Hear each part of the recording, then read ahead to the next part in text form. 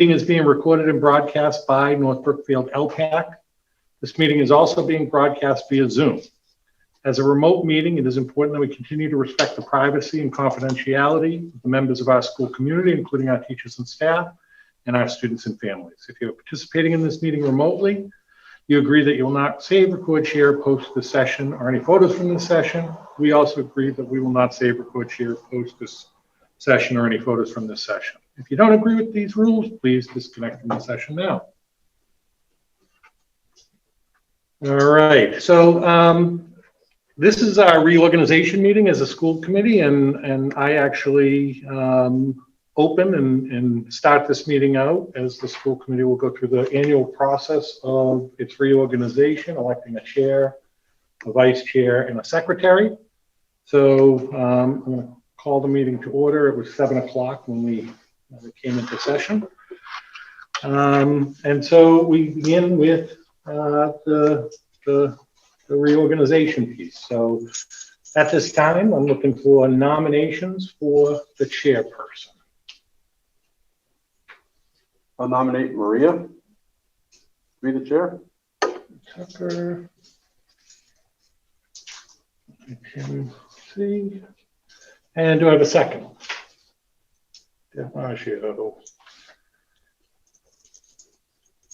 Are there other nominations?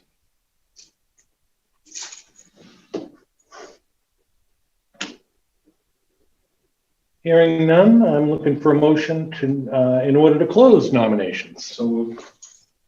Mr. Rao, thank you. Second? Second. Thanks, Mr. Canada. All right, motion made and seconded. Further discussion? Hearing none, all in favor of closing nominations? Raise your hands. Excellent, 5-0. And now we have a public roll call for the vote of chairperson. So, Mrs. Maggio, who would you like to? Maria. Mrs. Tucker. Mr. Master. Maria. Thank you. Mr. Real. Yes. Thank you. Mr. Canada. Vote Maria. Thank you. And Mrs. Tucker. I'll vote for myself. All right. Come on, Maria, So- step up. I lost an election in high school by 1 vote. The other person had a politeness. Oh, well, that was really So nice. I'd never vote up the other guy again. Yeah. So with that, I turn the meeting over to Madam Chair, Mrs. Tucker, to conduct the next piece, which is to elect a vice chair. All right, we do need a nomination for a vice chair. Do we have any? I would like to nominate Tim, please. Do we have a second? Sorry. Okay, any other nominations? No? Okay. Closed. Sorry, what? Motion closed. Yeah, Mr. Real, you can for a second. Yep.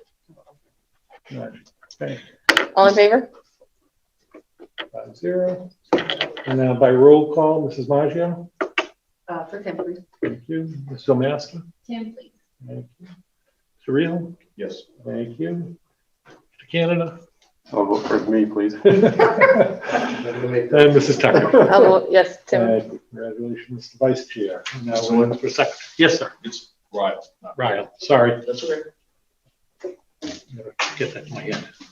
All right, so we also have the position of secretary.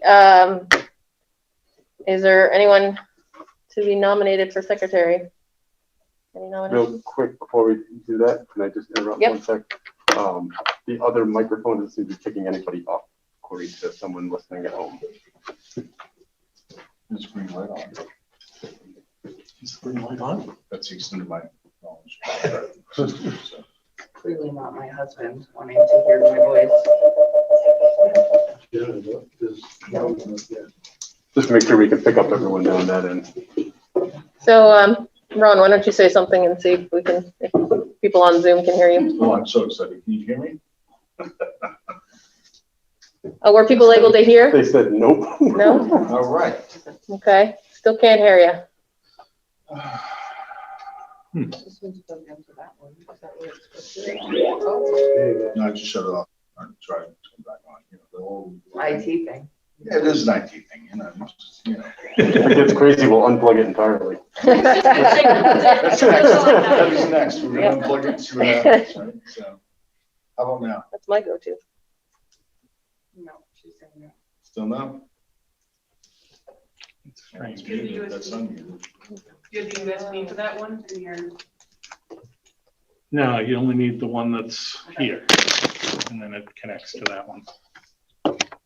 Well, let's see if we move this one down.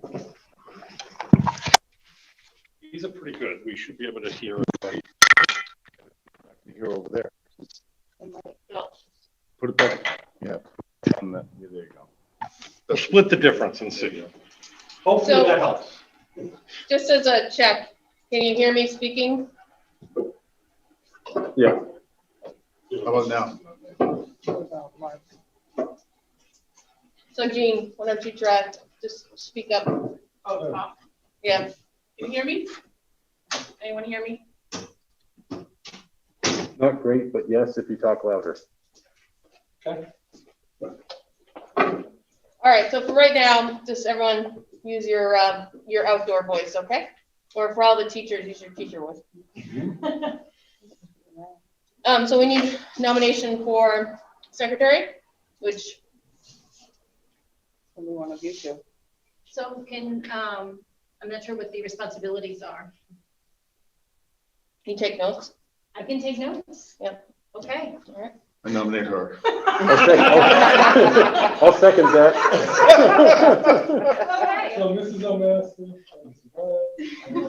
Canada second.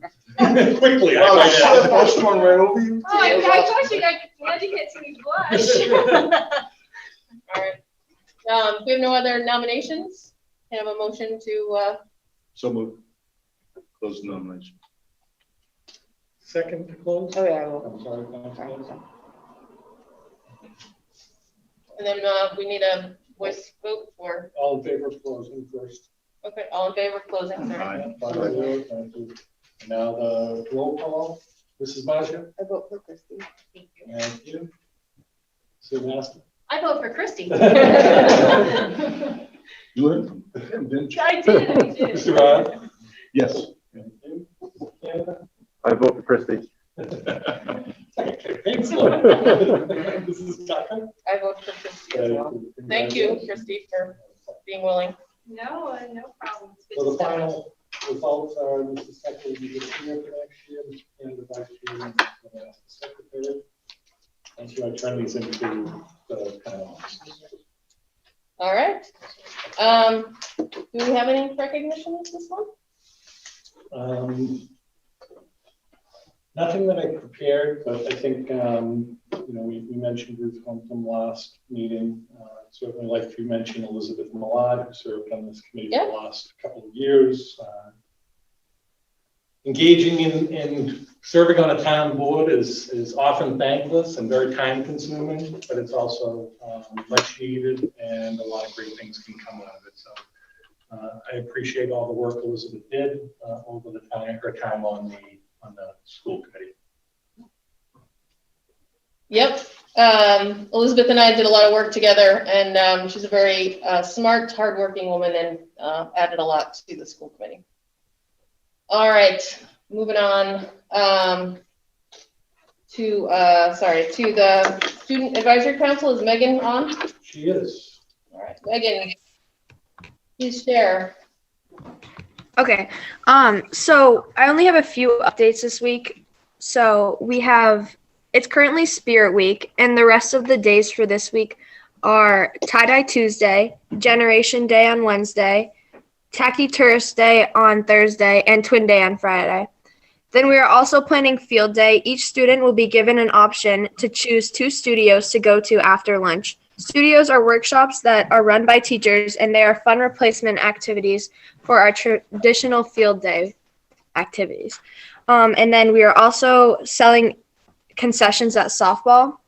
We're doing like individually packaged chips, Gatorade, and all that stuff. And we're also selling all of our old Indian merch. So we're going to have t-shirts, bumper stickers, and lanyards and cups and a few other things. But yeah, we're trying to just get rid of all of it. So yeah, that's basically it. how much you selling them for and where are you selling them, Megan? We're selling them at softball games. So if at the home games, I think we have our next home game is Wednesday, and we have a a pop-up tent with a table set up underneath, and the t-shirts are 15. I think bumper stickers are $2. $3. I don't really know the prices though, but yeah. So this is gonna support the student council, right? When you sell these? Yes, it is. Council, the money goes back to the kids at the high school, right? Yes. So, I know a lot of people like that Indian mascot, so support the kids. Go to the softball home games and buy some of the t-shirts and bumper stickers and lanyards. All right, thanks, Megan. The merch. The merch. What time's the game tomorrow, Wednesday, Megan? Is she still there? It's at 3:30. And how long do they usually last? They like 2 hours? Yeah, they usually go around to like 5:15, 5:30, depending on like the score or whatever. All right, and cash only, I assume. Yes, it's cash only. They're not accepting any from any of us. Well, I didn't know if they had got the square. Yeah. All right, thanks, Megan. All right, so we have to approve the minutes. I did actually make some amendments to them, and I had shared them with everybody. If anyone had any questions about what I changed, I can look through real quickly and let you know. No questions? Yes. Quickly outline. Okay, so a couple of them were just actually typos. There was one that actually said that I was offended that at the idea that the school committee was mismanaged the budget. Actually, it was the school administrators and staff I was offended for. And then there was one other one that, this might have been my mistake, was I forget her name, Jane Pines, was on the meeting last time, and in the minutes it said that she suggested that we were making it political, and that was not the implication that I got from her, but am I wrong? Yeah, I don't think she meant us. Okay, so that I don't think, it says, here it is, accuse school committee of making this political just to get community involvement. So I did not take her statement that way, but. So. All right. Any other questions?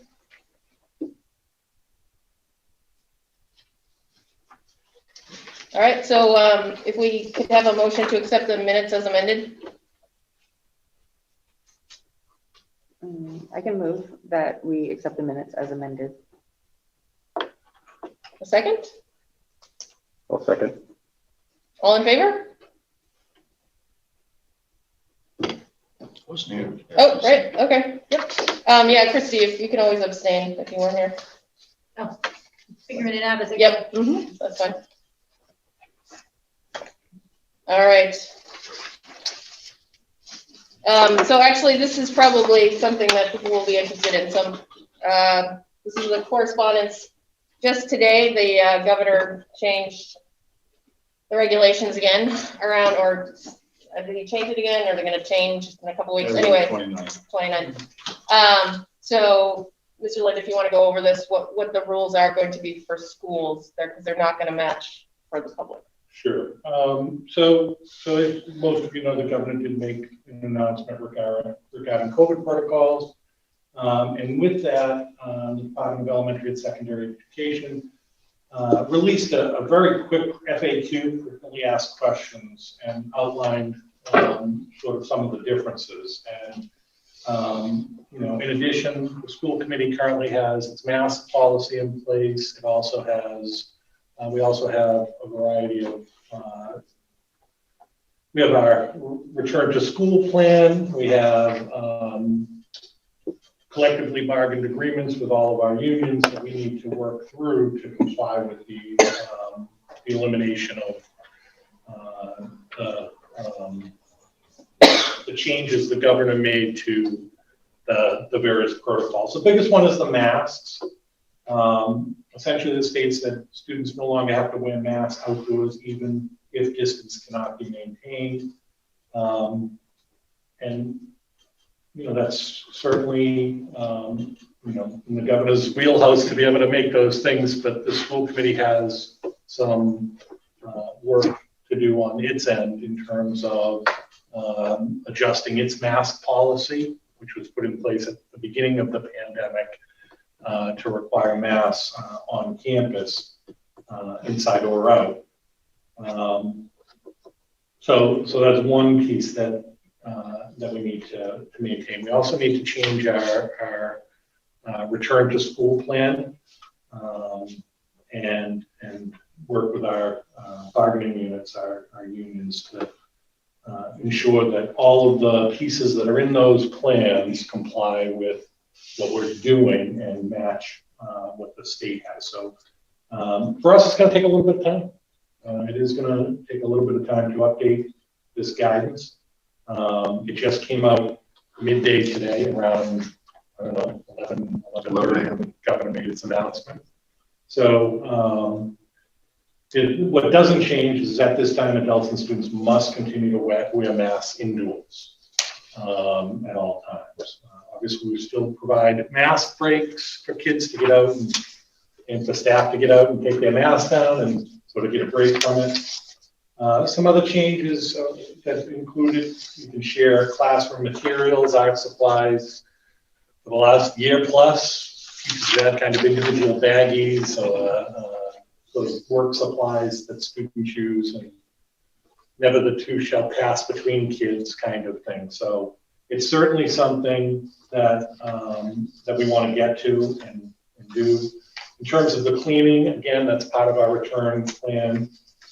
We continue to disinfect and clean regularly, but this does reduce that over time. And the gathering limits for school events has changed. This certainly impacts things like, obviously, graduation, our field days, and other things that we've done that allow us to have a larger number of people in a space. So we still need to comply with the other health and safety measures. There's a document called the Supplemental Guidance for Student Groups and School Events. Everything else in there still applies, so we have to comply with those. And then there's some information about using air conditioning as it gets warmer. And we have some limited locations within our schools where air conditioning exists.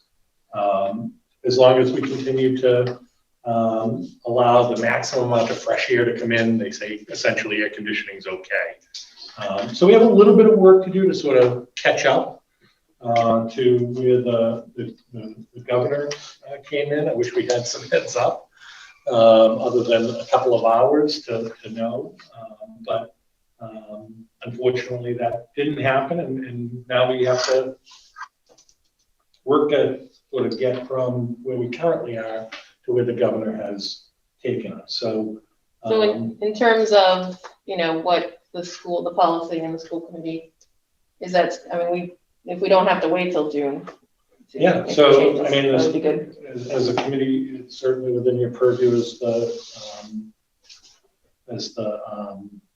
chair to accept any type of motion to adapt the mask policy to allow students to go maskless outside per the governor's orders and follow up. I mean, that's not anything we could have foreseen that was put on the agenda in advance, but certainly that's within your purview to add that.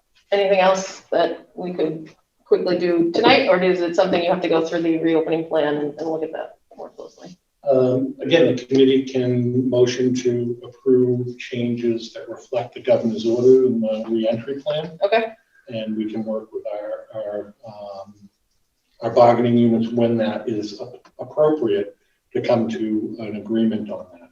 I don't think our bargaining units, who were excellent partners, are against the idea of sort of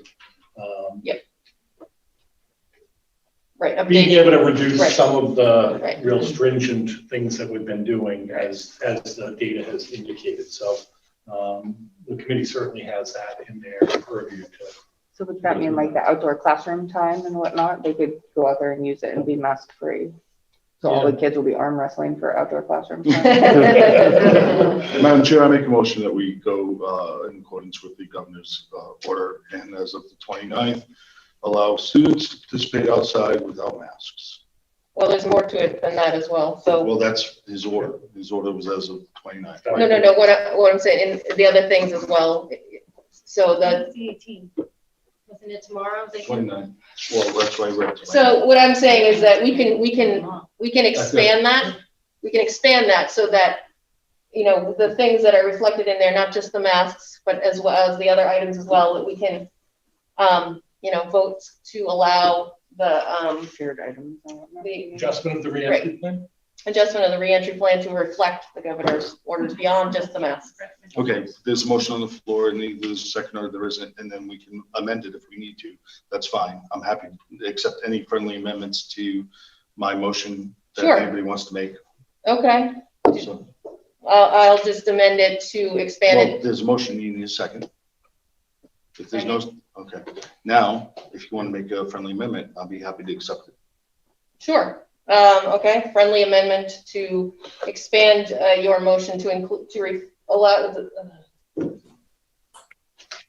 allow changes to the reopening plan that reflect the governor's changes to policy.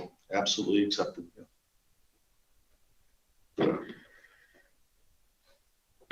So, anyone want to second that? I'm super, There's so a second. you did it, you friendly No, amended, so so I have you- to I made second the friendly right. amendment? So I made the amendment, she seconded it, she made a friendly amendment, I accepted the friendly amendment. Now the motion that's on the floor is the motion I made with her friendly amendment It's attached. the merger, Yep. the marriage Yes. of the two, Yes. and does Yep. that also have to be seconded?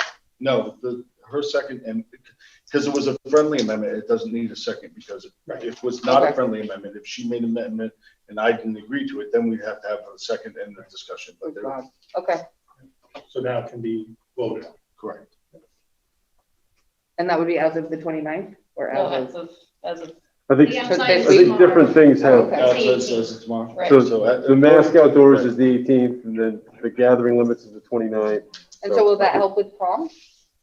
Will they be able to have additional attendees? I mean, I'm happy to vote either way, I'm When's just the prom? curious. June 5th? Yes, Well, we're not holding the prom. Not the prom, graduation. graduation. Everything's Sorry, the yes, same in my that's brain, outside, yes. sorry. That's not necessarily true, that graduation would change. Okay, We really have to go through what is in the supplemental guidance compared to. But it is outdoors, Yeah, it is outdoors. and so therefore there are no masks required. There would be no mask required as long as. it's I think that's what she was Okay. asking. who knows what I'm asking? So anyway, well, That's let's- fine, I that's- vote for whatever. right, so that's something that they are going to deal with, so we just need to vote on the amendment, so, Friendly. On the motion. on the motion, Okay. all in favor? 5-0, thank you. The other correspondence that was in your packet was a letter from the Executive Office of Health and Human Services, from Department of Public Health regarding North Brookfield Junior High's lucky drawing of participating in the Massachusetts Youth Health Survey. On a yearly basis, a number of schools are selected. They usually select schools based on location, size, various demographics. So there's a representative sample, and students participate in an adolescent health risk survey.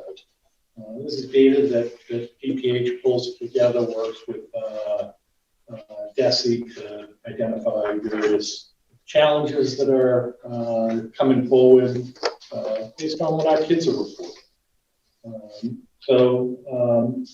Our participation is next year, so it's not something that will happen between now and the end of the year, but they've given us a heads up. Just want to let folks know. I have a kind of a fact sheet that I can make available to people. As always, with any survey, once we're ready to go, it'll be sent to the parents of the kids taking it. and they can either choose to have their child not take it or participate.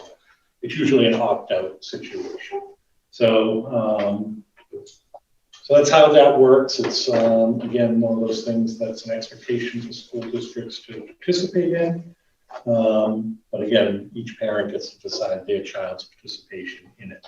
So I will put this information out to the appropriate grade levels that will be participating, and probably more when it gets closer in the fall rather than now.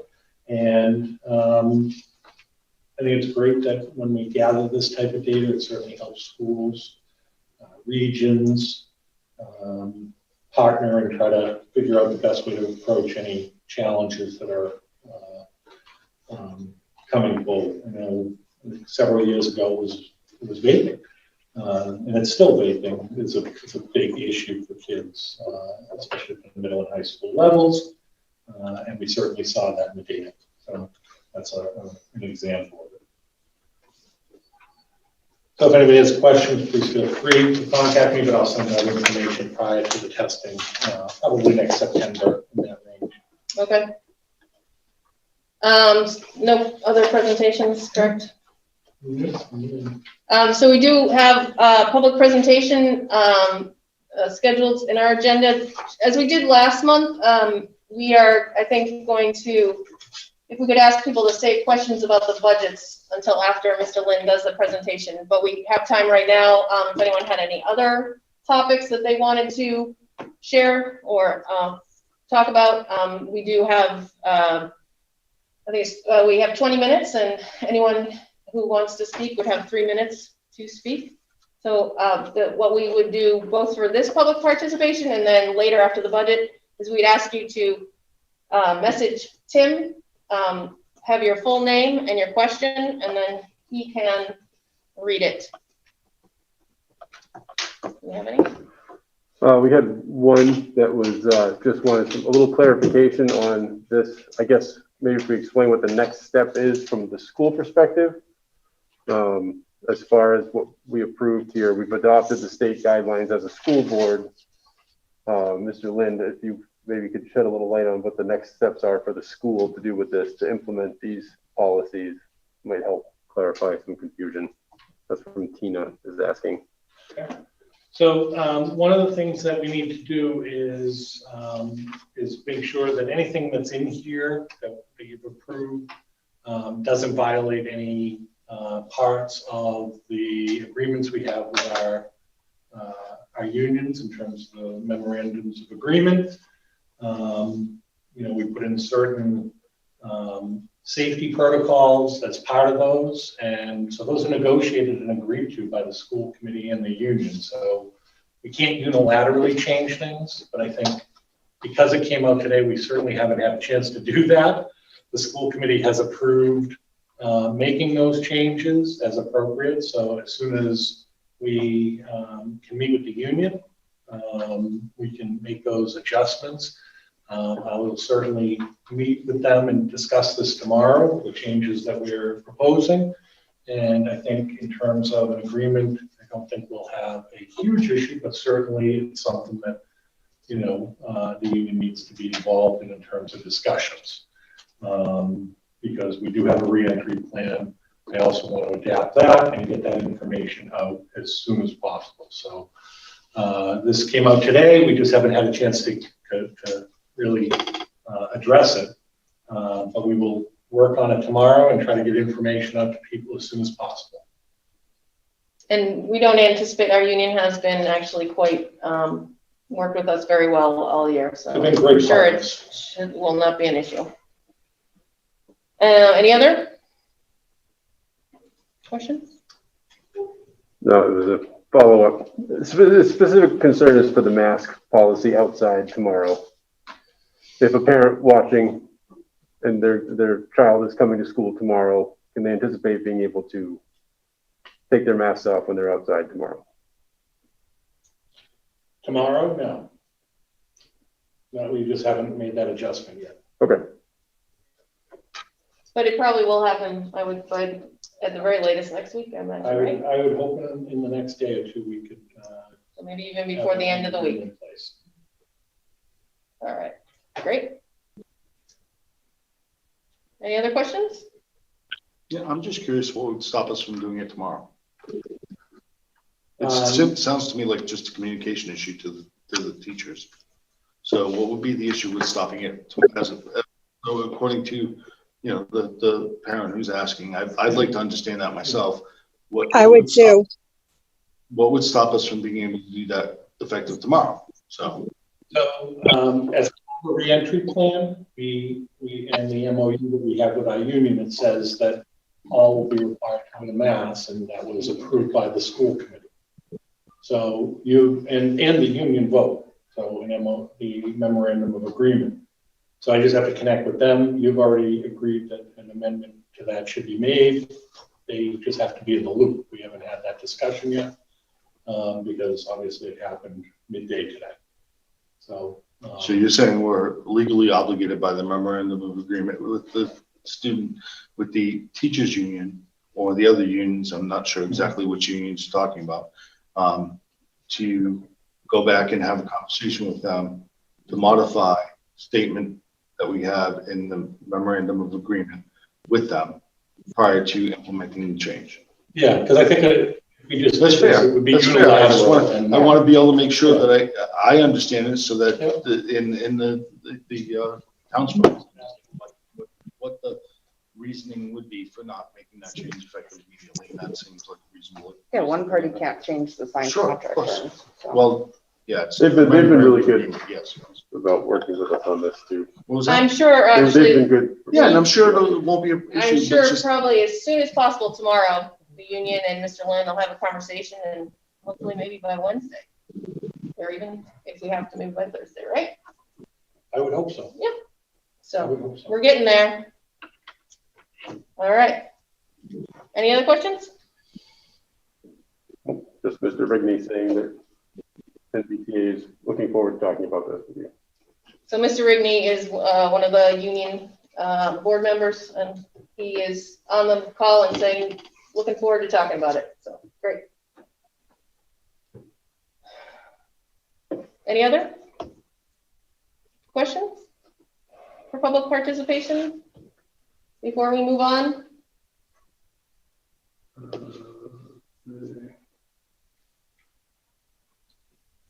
The longer one here. No, a budget question. So if we're just going to hang on to the budget questions until after Mr. Lynn does the presentation, and we'll come back to those. He did say that. Okay, he knows that. Yep. All right, great. So I have one in the queue for after that. Okay. Other than that, nothing?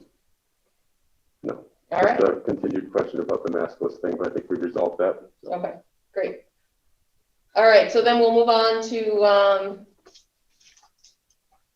school committee reports. So we don't have an official report. We're going to move on. We're going to talk about the budget. I just wanted to say that, this has really been a very difficult, I want to say about a month for the school committee and for the staff and for Mr. Lind and the other administrators. There's been a lot of misinformation shared about the school budget. I think that's unfortunate. We have a really good group of administrators who have done a wonderful job, not only this year, but previous years. A lot of questions about the teachers' pay, salary schedule increase, and also with the administrators. Just so everybody understands, all those contracts were approved prior to the pandemic. So it's not like this is some sort of bonus they're receiving. These were all approved before the pandemic. And, we were very fortunate last year, both our staff and our administrators voluntarily gave up their increase last year, or deferred it, I guess, last year. And so we are getting back on the schedule. So Mr. Lynn will probably go over that again in a little bit in his presentation. So. Okay. So I'll hit the financial reports. All right, so we're going to go over the regular monthly This reports is there. the FY21 update. Members, in your pack, we have two documents. One is the line item budget, and the other is our monthly grant revolving account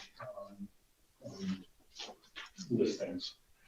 So the first one is the line item report, and again, I would like to report that our budget is in decent shape this year in terms of expenditures and available funding.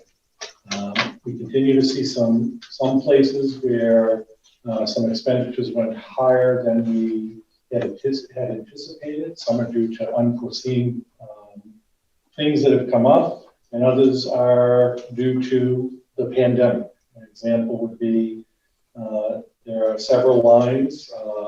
One is, for example, therapeutic services speech, high school, and paraprofessional special education, paraprofessional instructional regular high school that are above what the spending that we budgeted for.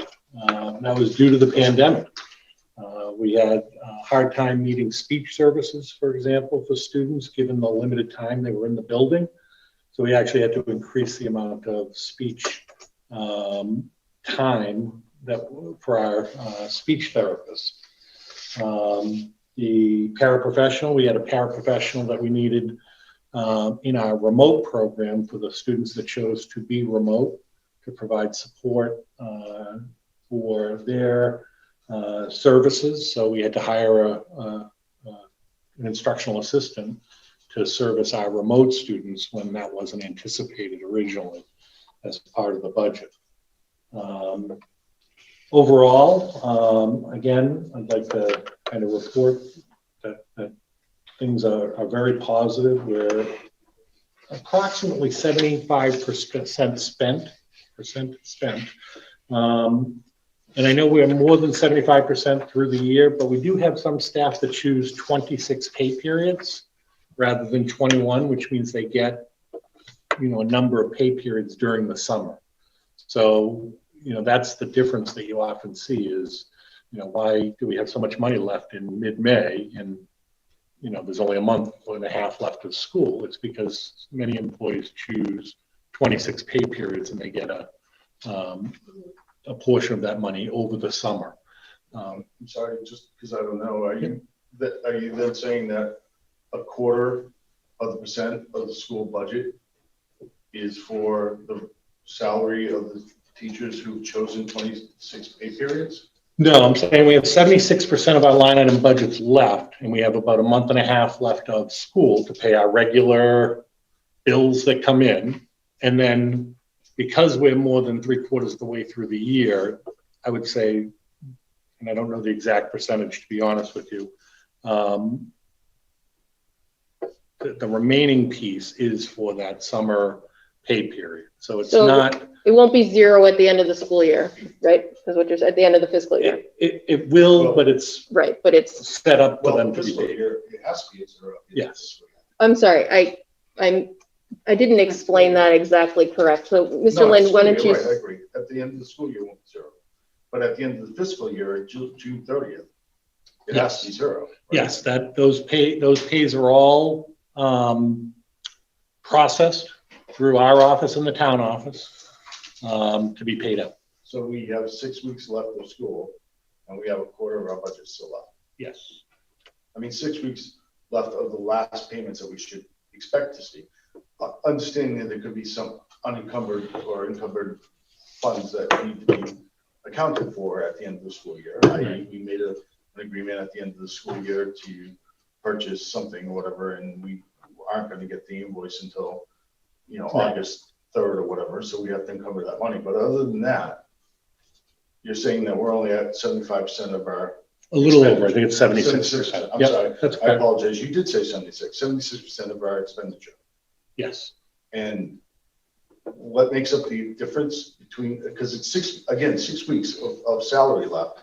So what is the difference for the 76? But it's 6 weeks of salary, and for a portion of our staff, they actually get paid through the summer. So that money hasn't been expended yet. So it's still in our budget. because a portion of the money that, you receive is taken out. So essentially, a salary of, say, $100 for the year, just as an example, 21 pay periods for the 10 months, you divide that up and you get whatever that is, $5, a little under $5 every 2 weeks. But if you divide it by 26, you're only getting $4 a pay period. So that $4 goes out every pay period, which leaves a significant amount at the end. It's essentially 5 pay periods that will be sort of stuffed into the 6 weeks. And I completely understand. Okay. So my understanding of that was, and I could be wrong, contracts start July 1st. Yep. They go to June 30th. Yep.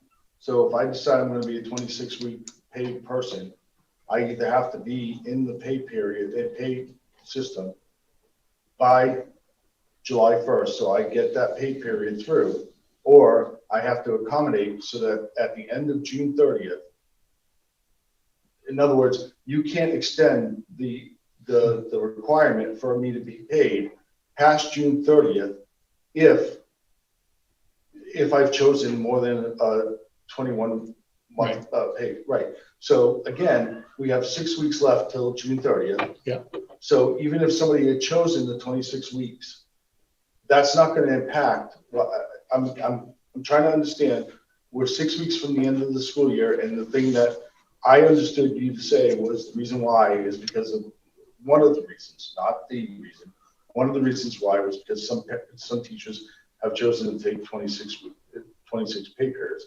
That 26 pay period has to end June 30th. Mm-hmm. So unless I'm misunderstanding you, 24% of the pay, 24% of the budget, with some exceptions, but the rationale you gave was their pay period issue. So if that's the case, you're saying that in the next 6 weeks, we're going to pay 24% of our budget to teachers who've chosen to have 26 pay periods over the 52-week year.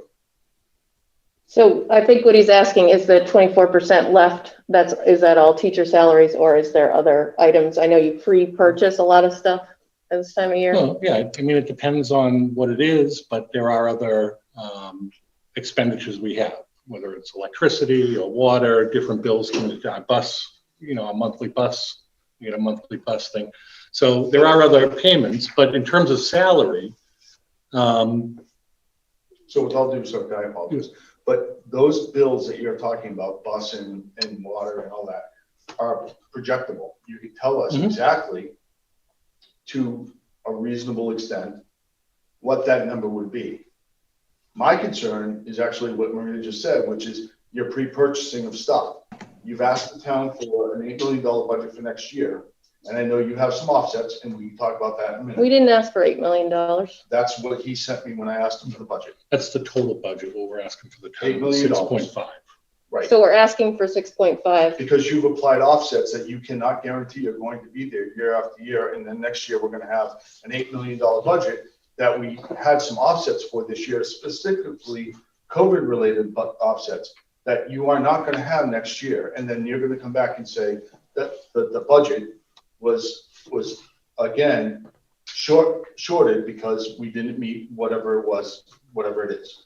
My question to you is, you've now said that there are some expenditures beyond payroll that we understand, electric, busing and all that. Those are projectable out. But then the chair just mentioned you pre-purchase a lot of things. And I don't understand why we need to pre-purchase stuff if we've asked the town for a budget that's increased over the last year's budget. And we're going to purchase now in advance, as opposed to returning to the town the money that we didn't use. So I would like to understand that. If you're telling me that we're at 26%, we have 26 or 24% of our budget left, why are we looking to, first of all, what is the amount that the school committee is actually required yet to pay out? And then, if that's true, why would we be looking to pre-purchase stuff as opposed to We went to, you went to the town, the board of selectmen, and you made your argument for why you need the budget you need. I believe that the budget you presented to them is the budget you need. But if that's true, then why are we pre-spending money this year? If we didn't use it, why are we not returning it to the town? And if we didn't use it, why are we asking for more money next year when we didn't use the money that we already asked for this year? So what we're actually doing is, that's part of the process right now as we approach the end of the year to determine what we need in terms of salary for those end of the year things. Because we have a variety of changes that happen during the course of the year, whether it's someone was out on maternity leave or we had to hire extra staff. We're really doing the pluses and minuses on that to see what we have for salary for those 26 pay periods. I'm not sure how to explain it, and I'm obviously not doing a very good job with it. But people who are on a 26 pay period, their salary is divided up by those 26 pay periods. And then the last 5 payments are made prior to June 30th. It's considered their summer pay. Our first payment to teachers is in the first week of September. Teachers start getting paid in the first week of September. They don't start getting paid July 1st, because if we start paying July 1st and a teacher resigns in, the day before school starts, which has happened, they've been paid, but they didn't actually work. So teachers' first pay period is actually set in the first week in September. And then there's a pay period, and that's established through the town office, town accountant, town treasurer, provide that for us. So teachers receive, who are on that 21 pay periods, 21 pay periods that end by June 30th. The people who choose 26 actually get a larger check to cover those. It's money they've earned. It's just been held back over the course of the school year. Does that help? I don't know if I'm saying it right. I just want to make sure. I understand your point. Yep. I'm just saying that that's all projectable information that you could put on in a spreadsheet and show us, saying that the 24% that's left, 60% of that is for payroll, and 10% of that is for municipal, electric, water, gas, heat, whatever, and then the other 30% is for unexplained expenses that whatever. Right. So I'm just saying that could be explained so that the townspeople could understand where that money is and what it's being used. I can certainly provide that. I don't have that available. I understand, but if you understand, if you're 6 weeks away and you have 24% of your budget left, you can understand how that could generate some questions for people who are not familiar with how the school system runs. So looking at last month's financials, we were at 67%. So it looks like we used 10% for operating costs a month-ish. So if we have a month and a half left, let's say that's 15%, which brings us into the 90% of the budget for the year. I mean, it's not like we're gonna sit. But yes, okay. No, 76 plus a month and a half at 10% a month run rate would be 15%. It was 10%-ish, but yes, okay. So that's 80. So we're in the 90s. 86. So if there's. No, if you're at 76 and you add 10%, that's 86. I think she's saying That gets me to 10%. the middle of June, Right, right? 'Cause we're so there's currently in a the middle month and a of May. half left, so. But isn't that the report as the end of the last month? I don't think so. Okay. I don't know. I was thinking. No, I know. This but- is as of April 30th. So then we have 2 months left, so Last- that'll get us to 86 This and report 90. is of April 30th. This report that we have now in front of us. Yep. As of April. Okay, so there you go. That's nice. So I think what Mr. Ryle, right, is looking for next month, it sounds like a breakdown of how the money will be spent. Exactly. But I would say that it's not accurate to say that we have 24% of our budget left. That's going to go towards 26 pay periods when we're at a run rate of approximately 10% per month. But I didn't say that. You're superintendent. I'm just putting the whole conversation succinctly so that we'll be in the 90s as of the end of the school year. Yeah. If we're on the same run rate. I got a text that people are having a hard time hearing. Okay. Yeah, unfortunately that one's not working, but we'll put this back in the middle. Mr. Lynn, I had a very weird, very small question on the electrical. How come the Speak elementary, up just in case so people can hear you. well, the elementary is like way over and the high school is way under. So I just didn't know if we had like an electrical repair or, Where are you? Yeah. we're in the red by 12K at the elementary and then in the black by It's 52K. line 109 if you're on the, if you're on, yeah. Just curious. I didn't know if something got misappropriated to the wrong school. I would have to check on that, but I think there's a couple of things that go with that. One is Mhm. that, Louder. what's that? Speak up. Oh, sorry. So this building is used quite often, actually more than the high school this year. The other thing is emergency management and LPAC works out of here. So I'll dig into it and find out exactly why it's so out of whack on that. Just curious. My kids will tell you that I'm the electricity monitor at our house, so. So you have a very similar thing with the building high school, and I don't know what that is. So the building high school account is the account for essentially repairs. Unfortunately, the high schools had a number of issues with water on the roof, and most recently, and we are paying for that, is the air conditioning unit in the library needs to be repaired apart. I don't know which part it was, but it's not working appropriately. That's actually outlined, I believe, in the facilities monthly report. So, is the sound better? Heard that. Does anyone No one heard the question. really? No, I didn't. All right. So moving on to the grant revolve. So again, you have the grant revolving account report. Again, I said this last month, but it's worth repeating.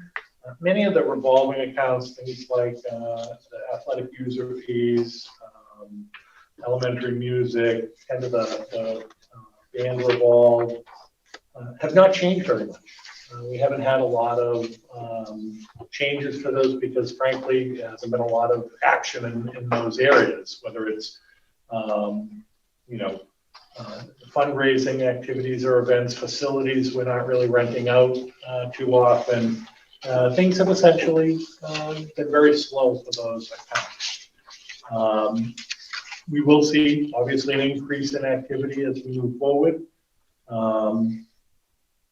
But many of those sort of revolving accounts that we maintain sort of in school have not seen a lot of action. Things like the AMPM program does, because we have been running the AMPM program regularly. It's obviously far more active now that we're all back in school 5 days a week, both before school and after school. Some of the state items like circuit breaker and school choice, we get different reimbursements on different schedules. Sometimes they're quarterly, sometimes they're monthly, depending on the account. We will continue to accept those, and then we use those as we budgeted. So circuit breaker has often been used for paying for special education tuitions, transportation, other special education costs. Our school choice money we've used as we've predetermined to use in our budget as an offset.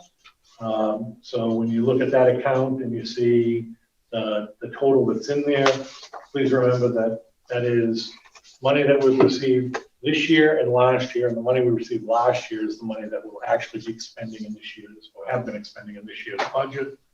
The money we're collecting this year, we use in next year's budget. We try to collect the money, have it in pocket, and then spend it, rather than Spending what we don't have. as we get it. In terms of the title grants, those continue to be in good shape. Those are Title I, Title IIA. Those are our entitlement grants that we get from the federal government. Again, we use those for a variety of purposes. Some is salaries, some is professional development, some is supplies and materials. So again, those are also as offsets. And we do the same thing with those. As we receive them, we essentially use those funds for those purposes. And then the last big piece is the various pandemic relief funds. You'll see CARES Act funding. The two that you will not see in there are ESSER 2 and ESSER 3. Those are the second and third federal relief. The ESSER 2 grant, the allocation and application is out, and we will be applying for that and applying it to the FY22 budget. ESSER 3, the allocation and the application are not out yet. We're aware of the allocation.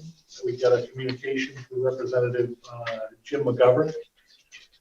So we're aware of what that is, but there's nothing from DESE yet about an application process for collecting that for our school district.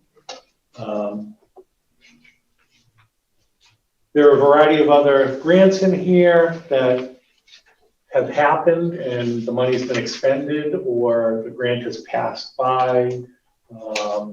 Example, the last page is the Safer Schools and Quick and Tech grant. We did that, I think, last year when we updated the phone system. So that was a grant that existed. It's an account that exists at the town level. That was only last year. I think it was last year at the beginning, to be honest. I'm happy to try to answer any questions. What about the school district regionalization grant? School district regionalization grant. So there are some expenditures that we need to finish off. We still have the attorney to pay out. There will be some funds left from those. Okay. Not a need to expend them, so they will be returned Okay, so they'll be returned to to the state. What's the process of retiring some of these, like the rug account that like I I mean- remember I selling mean, I can things talk for to the 20 years ago? accountant and the town treasurer about, these are old grants that have run their course. And, the money is gone, expended, the project's been completed. We don't need them anymore. We can certainly talk to them about updating their thing and not having them be active. I don't know how their system works to potentially archive them. They could probably set in a rule. Like, So I'm sorry. no, good.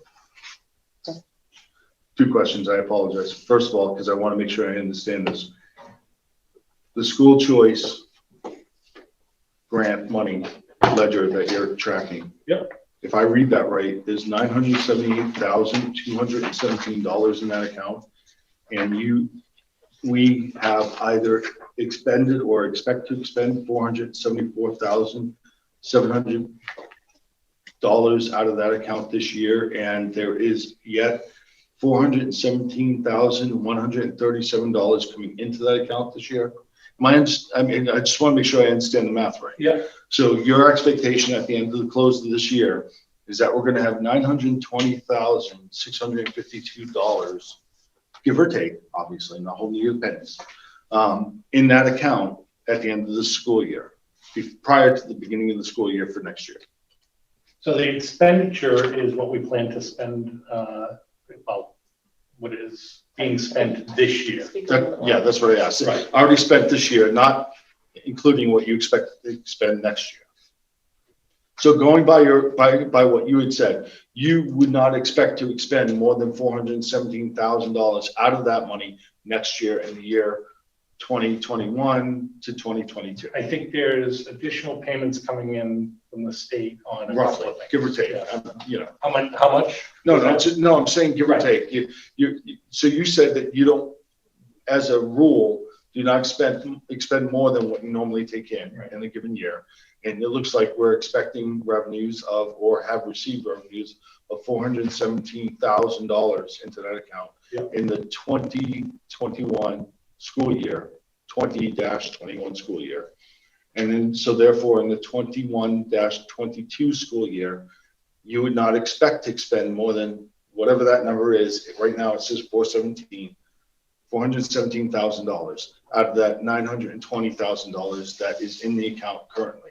Understanding that next year, we expect that we will get somewhere around the $400,000 mark as well in that, I would assume, right? I assume that we expect that kind of number in there. Yeah, it's hard to predict exactly what it will be, but in general, yes. Right. We probably, one of the other pieces is we get special education increments. So if we expend on students with special education needs, we charge that back to the sending district. Sure. And that can be pretty significant at times. I think we just submitted that report and recently, and it was, I don't remember the exact number, Mr. Minucci, but it was around $100,000. So, And the second question was because Debbie asked a question, excuse me, Ms. Maggio asked a question regarding the, well, That's my mother-in-law. well, I said Ms., and Mrs. Ms. With regard to the reporting of this, I assume then the reason why we're reporting out stuff that's still zero is because all of this information, including the regular accounting information, goes to the town? Yes. To the town accountant, town selectmen, so they see the line items that we're doing, and they see this, and that's why we need to check with them to verify? yes. Okay. Yes. There's one system in town for the accounting. So yes, they have access to all of this information.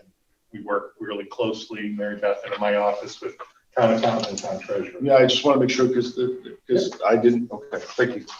I would like to Sorry, first follow day. up with, that's all right. I'd like to follow up Just wait with till they what get me Debbie going. said. Right, exactly. I'm holding her off. I'd definitely like to follow up with what Debbie said with the town to find out how we can Well, retire makes some of sense, those, right, because it makes no sense to have some of the grants that are several years old. You know, you're correct. So, Yeah, you're correct. Thank you. Rugs might come back in. I'm not paying for more rugs. We sold shirts, we did cow flops, we did everything to pay for those rugs. $15,000. It was raised by the PTO, wasn't Margaret, it? Wasn't, yeah. All right, so that's the monthly report. So we have a presentation on the school budget update. yes. So I'm sharing my screen at this time. Hold on one second. So for while he's talking, I'm gonna move this down. Yep. Make sure that, yeah. So just make sure you're speaking, enunciating clearly because of the mask. Maria, I take it the message that it was better. Oh, down there? Okay. Well, this, We will for discuss. right now, we're gonna leave it by him, just to. All right, so over the last month, we've seen some significant discussions around the school budget, and I just want to review where we're at and let the school committee know kind of the impact of its proposed budget versus the proposed budget put forward by the Board of Selectmen and the Finance Committee. Just as an FYI, this is the current approved proposed budget of the school committee. FY request of $8,134,613, less offsets, $1,204,000, and then a number of other offsets, including COVID relief funds, state rural aid, and small rural schools grant as funding mechanisms, as serving as offsets to a net request of $6,508,168.20. That is about $350,000 more than FY21, or 5.67%. So that's just kind of catching people up to the budget that was approved by the school committee in February.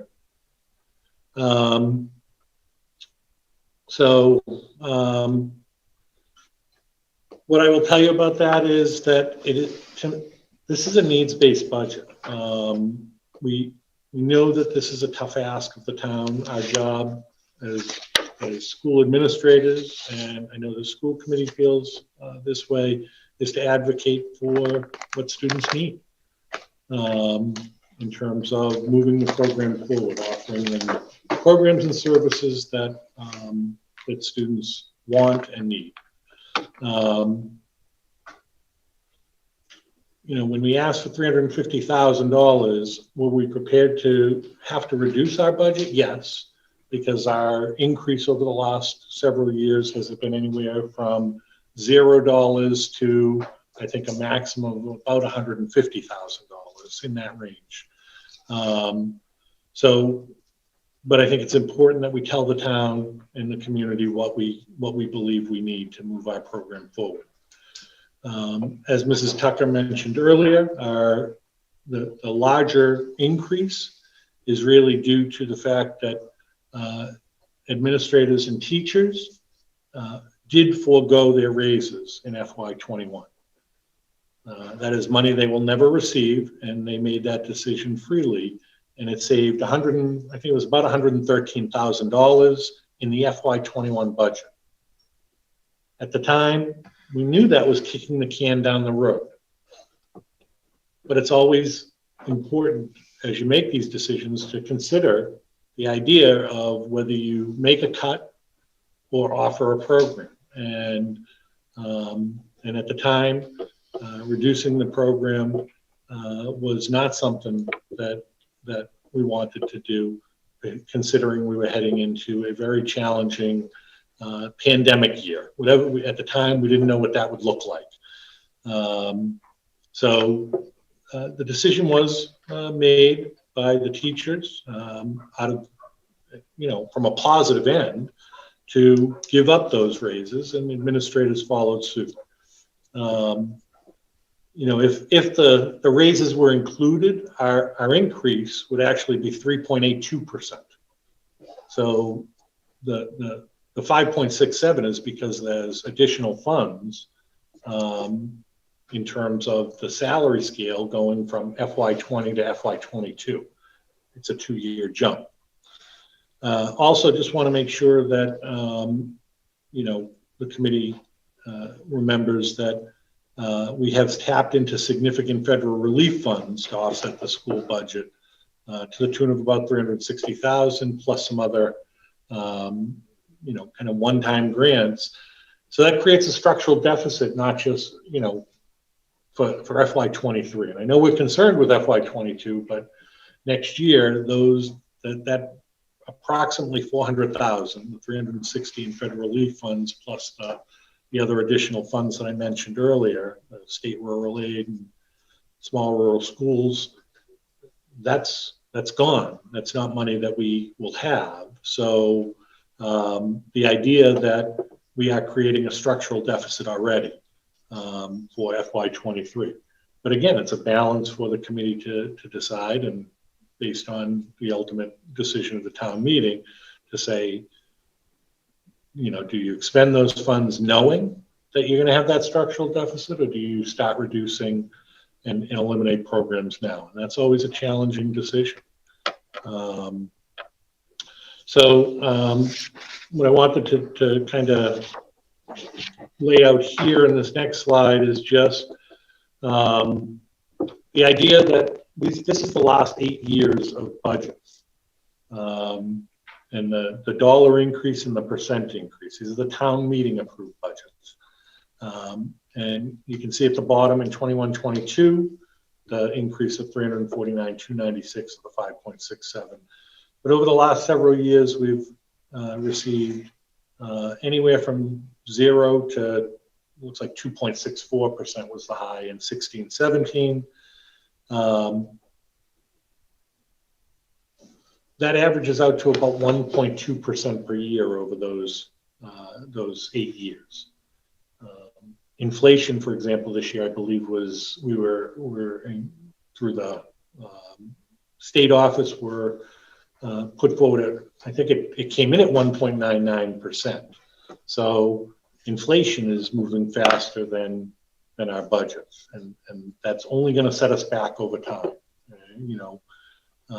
Certainly salaries and contracts, inflation, costs of goods and services, and from the town end, things like health benefits. Huge. I mean, those outweigh contractual increases and inflation by, exponentially. Those can be 6, 7, 8, 9, 10 or more % in a year for just health benefits for employees. So we definitely understand the challenge. But again, I feel like our job is to advocate for the programs we believe students want and deserve. So I'll tell you, there's not a lot of luxury items in our budget. It's been reduced over the last several years, and there aren't a lot of places to cut. We were probably about 75% people, like most schools, like all schools that I know of. There's very little in terms of the stuff. And the funds in this budget that the school committee passed keep our school district whole at a level service point. I think that's not difficult to see in this budget. I know there are people who feel differently. I disagree with them, to be honest. I see every day what we have and how we expend funds and what we expend it on. And I see what other school districts are doing, similar and different to us. And we are about as lean as it comes in terms of staffing. The Board of Selectmen budget, as you know, which is posted on the town website, recommends a budget of about $5.6 million, representing a $498,590 decrease, or 8.1%. Last Tuesday, Mrs. Tucker and I did attend the Board of Selectmen meeting to discuss the budget. And the feedback from the board was that right now they do not have the revenue to increase any additional funding for any town department. My suggestion was, I really believe this, that it's important that town boards and department heads do get together to look at possible solutions to this budget challenge, because it's not just the schools. I think our police, our fire, our highway, our library, they're all struggling. I mean, I sat in that Board of Selectmen's meeting and they had to approve like $73 for the planning board to do something they're required to do by law, advertise a hearing. That seems really crazy to me, to be the town to be living like that $75 can't be done by the planning board because the budget is in tough shape, and I get that. So instead of saying we don't have it, what do we do about it? And that's what I put forward. I put two possible ideas forward. They are by no means the only ideas, but the only way we can really move forward with this idea of solving the town's financial issues is to get together and brainstorm and come up with some ideas that make sense. And there are going to be things that people agree with and disagree with, and that's okay. That's what a brainstorming session is and should be, and try to come up with the best way forward. So again, I'll just kind of to outline the same chart that I showed you before. This is the last 8 years, but this would be with the Board of Selectmen budget. Now, those are the two extremes, right? And there could be a number somewhere in between, but right now on the warrant article, our proposed budget from the Board of Selectmen and Finance Committee is $5,660,282, which is minus 8.1%. And if you look at this chart, that brings us back to somewhere around 2014 levels of funding. So it brings us back about 7 years. If you look at the town meeting approved budget, the 5.6 million to go back to 5.6, somewhere 13, 14, 14, 15, in between those two, call it 2015, because it's within about 28,000 of that. That's going backwards a lot of years. And in the last 7 or so years, the costs have changed significantly. So to have to go backwards that far puts us in a really, really challenging position. I don't know of any organization that can reduce 8% from their budget and not have significant changes. So the proposed $500,000 cut is $500,000 less than what we got in FY21, which is this year. So that $500,000 plus the $350,000 that's in the school committee proposed budget actually creates a budget gap that is $847,000, $847,886. And we have sat down and looked at what would need to be reduced to our school budget to meet this. And I'm going to present some of those ideas here. So first, if you look at where we're at athletics, total of athletics is about $100,000, $65,915 plus the transportation if you don't have athletics of $34,650. That is a little over $100,000 that could be saved just in athletics. Transportation, we actually run 4 buses. And really what we're required to transport is students who live more than 2 miles from school in grades K through 6. We transport just about everybody. We live in a rural community, and I came on board in the last 4 years, that's what we've been doing, and we've never changed that. We are charged by AA Transportation, our bus company, by the day per bus. So we first looked at eliminating transportation for junior, senior high students. There would be minimal savings with that because you still are paying the bus company for the driver. And it's a minimum 5 hours that they get paid, and for the leases of the buses. So that would save about $12,000. But if we eliminated 2 bus runs, go from 4 buses to 2, and only transport 2 students, we could save somewhere around $150,000. Another area is student activities. Reducing all advisor stipends would net us $25,376. And we also have a dual enrollment program at NBHS through Sophia Learning. It's an online dual enrollment program giving our students access to both college and high school credit courses at the cost of $22,000. As we looked at these different things, there's nothing here that's good. None of this is good. But what we tried to focus on were things that were outside of the core requirements, because cutting $850,000 from our budget is a huge reduction. The next area we looked at was some of our early childhood programs. We looked at the requirements. We really need a half-day program. A couple of years ago, we started a full-day pre-K program. We're not required to run a full-day program.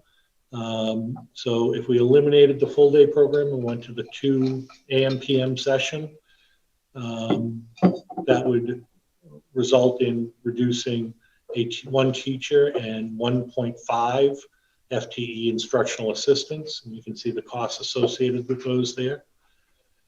We're also not required to run full-day kindergarten, so we could move to an AM PM session, program for kindergarten as well. And again, that would net a reduction of a teacher and an instructional assistant position, again with the costs associated.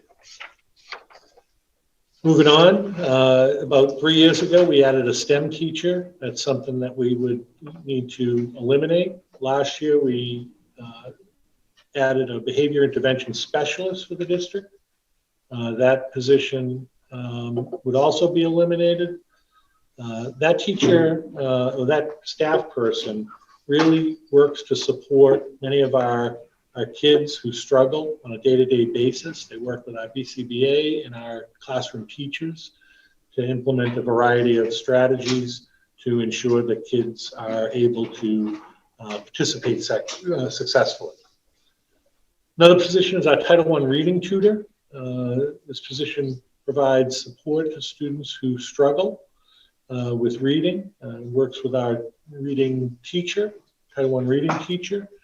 Again, we'd still be able to provide some services through our reading teacher, but those would be limited. We would eliminate the high school librarian. Again, this was something that was lost several years ago, and we brought back slowly. I think when I came on board, it was a 0.6, and then it was bumped up to a 0.8. Now it's a 1.0. We also have a district art teacher, a high school music teacher, and an elementary music teacher. Unfortunately, often cuts are deep for the arts. We've seen that in other districts, and certainly we will not be spared that. And then our world language program at the high school, both our Spanish and French teacher, would be reduced. So actually, I do have a question about that. Sure. Since foreign language is part of the graduation requirements. So our option would be to look at using our online learning platform, Edgenuity, to provide kids with French and Spanish option. I don't think it's ideal. No, I just was curious what the, because I know it was part of the requirement. Can I just say something about in support of keeping, like doing whatever we need to for the kindergarten? The science of reading in the journals demonstrates that you need to have a solid reading foundation early.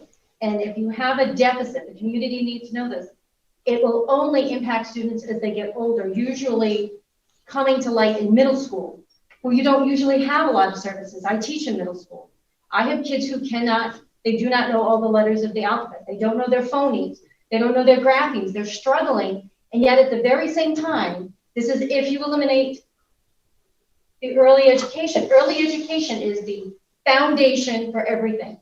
Come grade 4, when all of a sudden the reading content becomes dense and the vocabulary becomes more richer and in-depth and more inferential, the kids don't have the skills. It starts early. Our nation needs to read. We need to be literate. They need to be able to read, to be able to make decisions, to be functional adults. And you want to start them early? We have the Wilson, the foundations here. It's one of this elementary school, the way they do the foundations and the phonics and the foundation to those reading skills are based in science, and they're important to fight for. It's important for our community to be literate. I agree. I know. Director of Student Services, I 100% back that as well. So can I ask a question? Because they want, can't help it, don't understand, right? No, seriously, I spent 8 years on the school committee before, I spent 3 years at Big Mouth, I get it, right? But I do not understand, and I'm trying to understand, and I swear to you, I really am. Your proposed budget was $8.1 million. You say you have offsets of 1.2 million, and so therefore the request to the town is not the 8.1, but the, I don't know. 6.5, yeah. Well, I see a net request of 6.9. Then now I see a net request below that of 6.5 when you add in the COVID relief, the state relief, and the small rural schools grant of 6.5. But it looks to me like the request to the town without any of the offsets is 8.1. And then the net to the town is 6.9 based off of some offsets, which I don't know if they're annual offsets that we're going to be able to count on year after year after year after year, or if they're just there this year, and then next year we're going to have a $9 million budget and no offsets, and we're going to have to try to figure out how we're going to come up with that $3 million.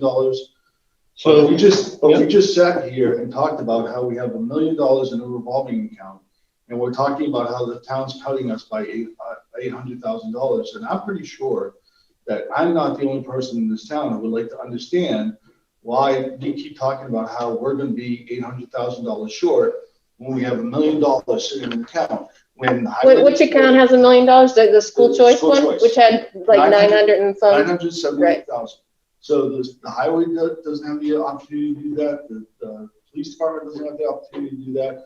The fire department doesn't have the opportunity to do that. None of those town departments have the opportunity to gather money in another way and then use that to pay other bills that they don't then have to report back to the town on what they're spending that on either. So I'd like to understand as a townsperson how we keep saying that we're $800,000 we're being underfunded by $800,000 when we have all these other sources of revenue that we're not counting. We're counting these offsets, but we're not counting the sources of revenue. So can we just clarify one thing? When you talk about the, 6 million money to the town, over 4 million of that is Chapter 70 from the state. And that's Chapter 70 is state funding for schools that goes to the town, and then the town disperses it to the school. And the town's not holding any of that money back. No. That's not what I'm saying. Allow me to finish. Thank you. Oh, I'm sorry, I didn't realize you went on. Sure. So all I'm saying is that when we keep using the number 6 million from the town, it's actually 2 million or something from the town, because just so people understand that, what is that? 60% of the budget is actually state funding for schools. Okay. So just want to make sure people understand that. And then, so the question was the school choice money. Why Well, is that? The question was, we have a budget going forward of $8 million. We have an offset that you're projecting of 1.2 million, which I, again, do not know if that's an annual offset or if that's just this year. And then we have an offset because of COVID for 359,000, which we are not going to get next year. I'm assuming, because I'm assuming COVID is going to be not a thing that we're going to get relief from next year. You have state rural aid, again, 28,000. I don't know if that's an annual thing that's coming back next year. You have small rural grants, small rural school grants up to 34,000, which again, I don't know if we're going to get next year. But to me, that totals about, 16 million, $1.6 million of offsets that you're applying to this year's budget. That you're saying, well, we're not asking for the 8, we're asking for 16 less than the 8, so that's 6.5. And while technically, as Ms. Tucker just said, you're not asking the town for 6.5, but that is the request that goes to the town as $6.5 million. And the town has to come up with $6.5 million, whether 3 million, 4 million of that comes from the state, from their aid to the school for their purposes or what have you, so be it. We're still asking the town for 2.5 million, 3.5 million, whatever that number is. I'm not certain. Whatever that number is, we're asking the town for. What's the actual number? So, and I'd like to understand how we can talk about how we're going to be underfunded by $800,000 when we have these other sources of revenue that we can generate revenue from that the other town departments cannot. So when the town sets their budget at $1 million or whatever it is, that's their budget. They don't have any leeway in that whatsoever. We do. We have some leeway. We have some room to play. Not suggesting we want to spend it all on that or whatever. I'm just suggesting that when we talk about the town not giving us the $800,000 more that we asked for, there's a bigger story to that. And I'd just like the townspeople to understand that there is, in fact, a bigger story to that.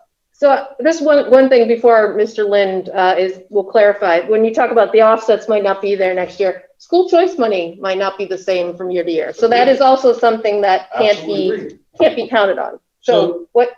So let me just work through this chart. The 8,134,613 is the entire budget. That's every penny.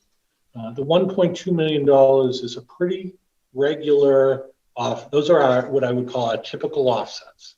Those are our title grants, Title I, Title IIA, Title IV, special ed grant. We essentially use what we got in FY21 to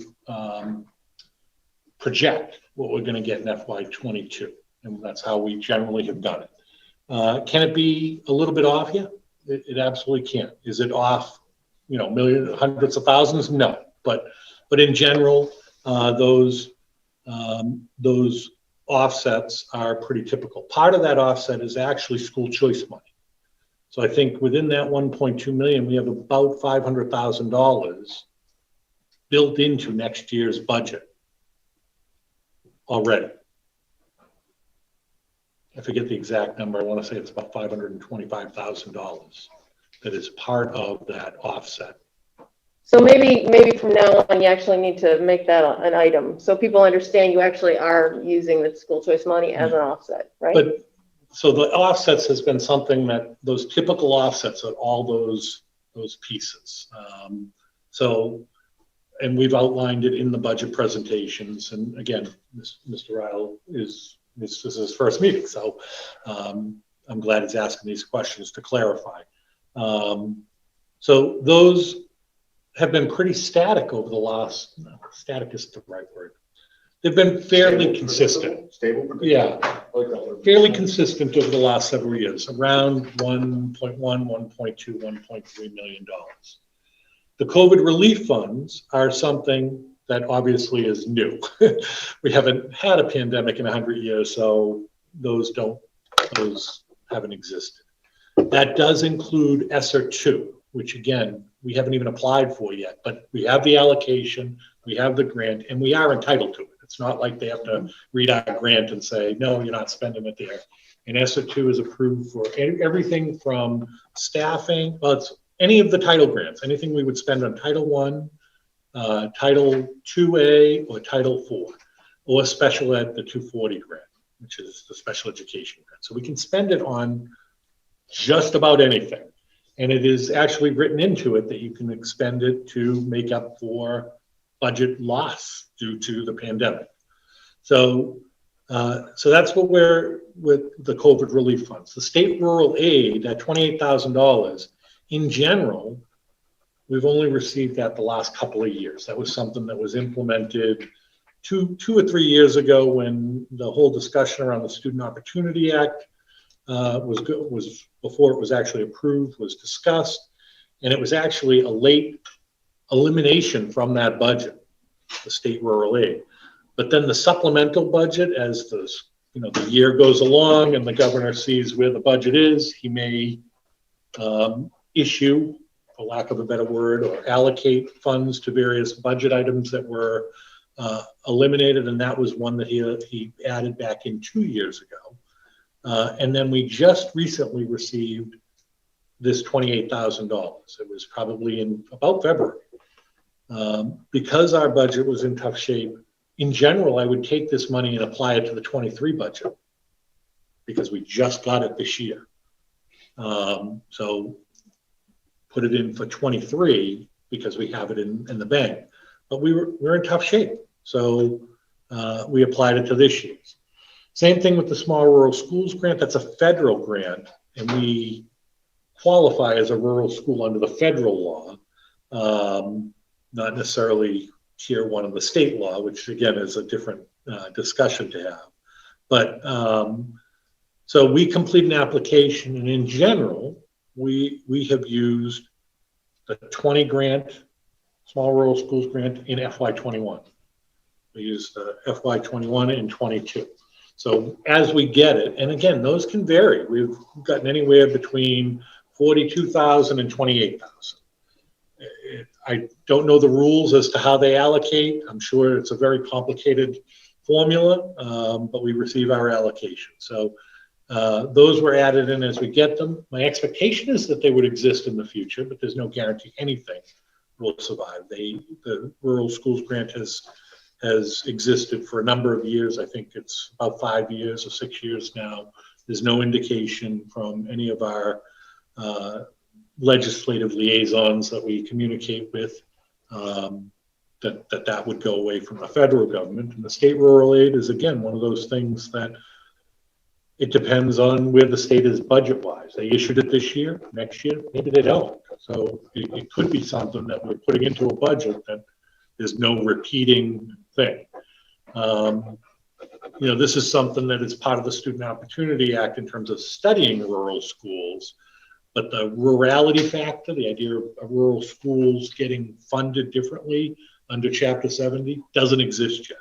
They have a commission to look at it to say, should they? Because they have unique needs. So that just outlines the ones in red that say less offsets. Those are very traditional offsets that we've gotten year in and year out, and they've been very stable, for again, a lack of a better word. So I feel comfortable with that number, and that would exist next year. The ones in pink or whatever color that is, COVID, relief fund, state rural aid, and small rural schools grant, I'm less comfortable with. knowing that they will exist in the future. But you're saying that of that 1.2 in offsets, 500,000 of the 920. I think it's that Ron has 525. referred to is already, so it's not like we were sitting on $900,000. No. 500 is in there. So the offset is actually $474,375 for teachers' salaries, $174,375 of that being elementary school, and $300,000 of that being salaries for the high school. And so then my question to you would be, then if we had to implement those reductions that you were talking about, how much of that would come back as not being spent? Because that's salaries that you have budgeted for in there, that you would now maybe or maybe not need. I'm just curious. And you may not have had a chance to do that. So I'm not, I swear to you, I'm not trying to put you on the spot. That's okay. But my question simply is, and maybe there's none of that that's coming back when we use, I don't know. I'm just asking. Because that is a substantial amount of the 900,000 that's in there, right, that you are applying, not you, the school district is applying towards teacher salaries, $474,375 out of the school choice fund. That's a significant amount of that. So I would just be curious, as a town, if we're going to have to go through the reductions that you mentioned, how much of that changes, if any of it. I don't know. I just want to clarify something. Was the question about the school choice money answered? Was that answered? His original question about the school choice money? There were lots of questions I asked, but one of them was with regard to school choice. And he did answer the question several times throughout the process. And then we just verified the number through this process. But there were several questions with regard to expenditures versus the amount of money that we say that the town is not funding us. That was the basis of the question, not simply school choice. Okay. Anything else? Do we want to move on? I mean, I'm happy to try to answer. Just say one thing, just to clarify, I could be wrong. Reducing staff doesn't always save money because you have to pay for unemployment. How does that work? So unemployment is through the town. Okay. The municipal side does take care of that. But it's a cost. There would be a cost. It doesn't reflect back into our. No. The town absorbs that cost. Oh, okay. There's also savings on the town side, I'm sure, from health benefits.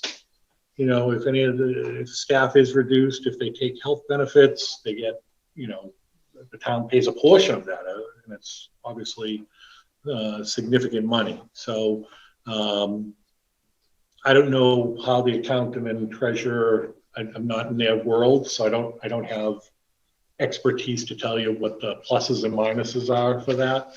And I suppose it would probably be different for different employees as well, just depending on whether they take a singular health benefit. Maybe they don't take health benefits at all. Maybe it's a family.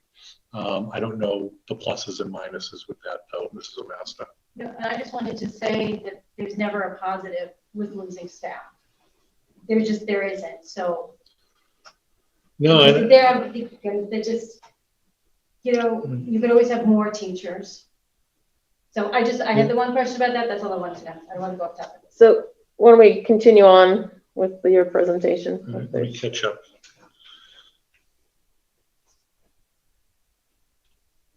All right, so what I did was, this is going to be hard for people to read. I know, I know. But what I tried to do was give you a number that's actually bigger than what we needed.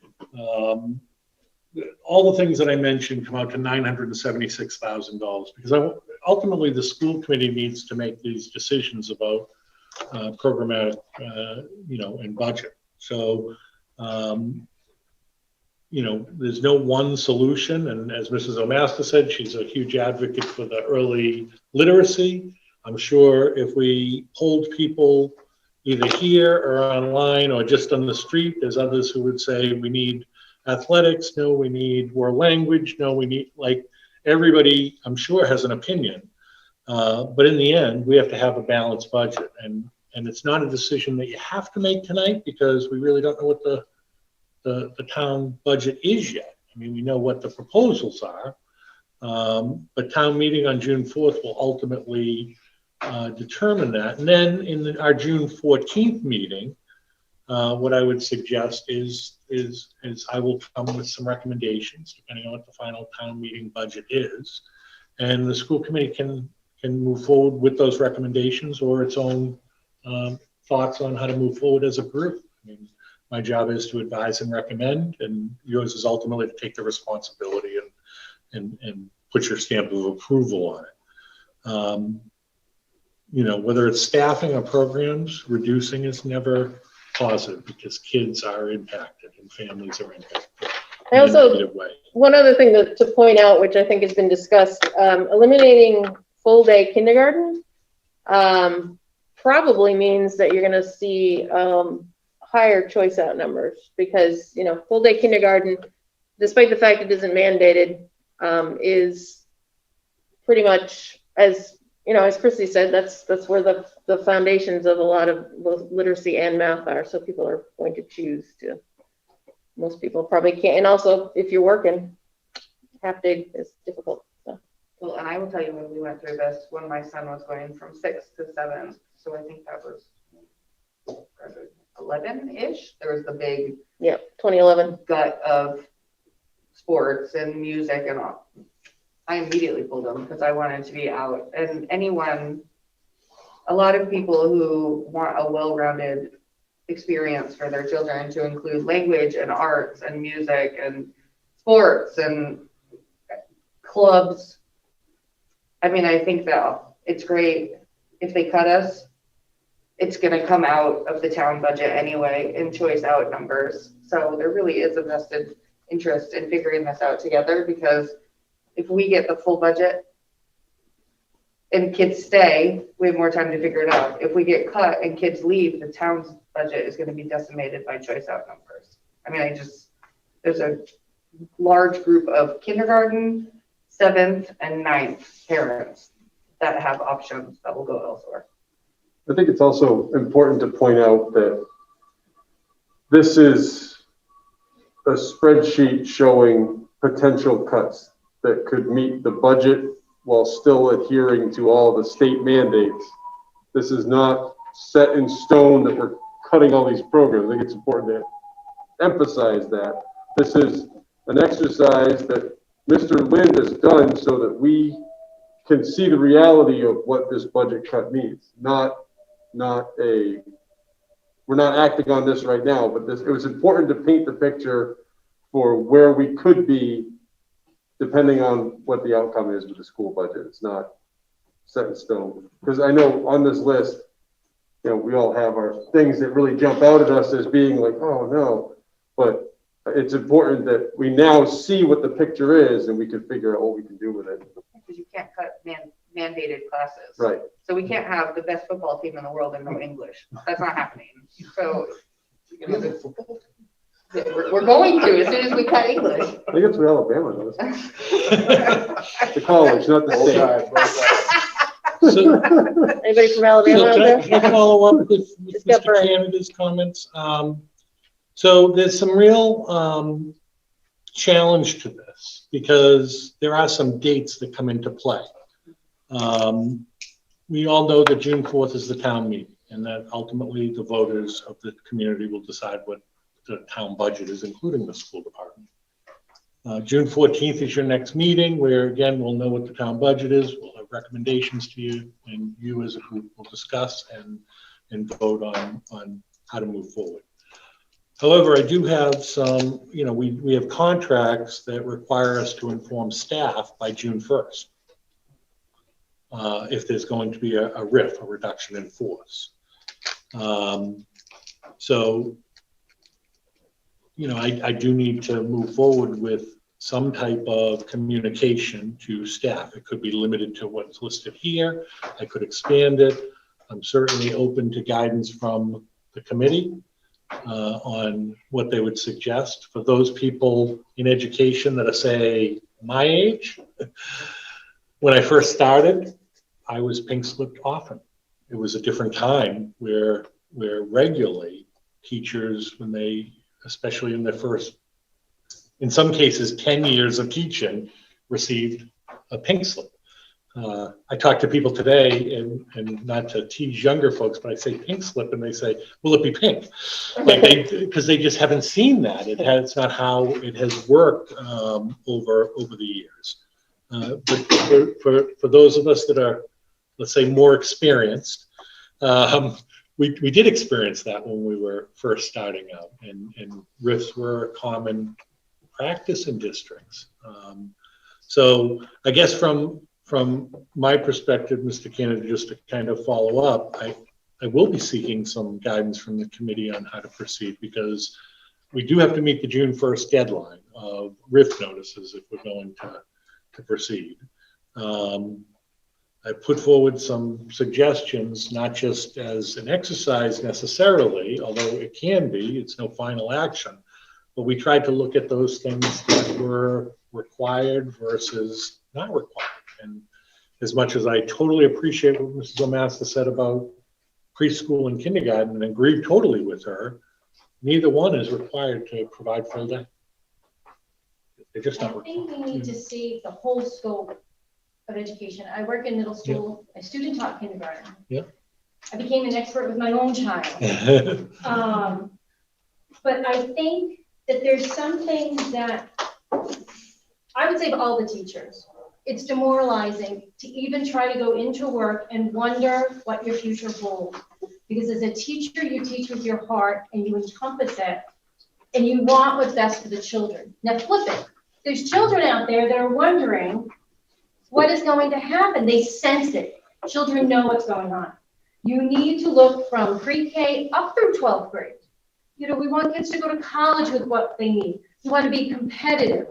I think our schools deserve the personnel. They deserve the credit. Librarians are incredibly important. That is not something that someone should say, we don't need a librarian. We do not have a librarian in my school. There are books in piles, they're under desks. It is a shame. As a society, we need to rally around what's important. STEM is important, languages are important. We need to find a way to encompass all of the families, not just science will prove that if you don't support your literacy early, you're going to have that all the way through. But as a community, we need to come together and find a way. And for the senior citizens, those children deserve to have a school with staff and things. We don't have things anymore. I buy the things for my classroom. There is no thing. There is no supply closet. I had to buy my own erasers because I needed to erase my whiteboard. And I did it because that's what you do.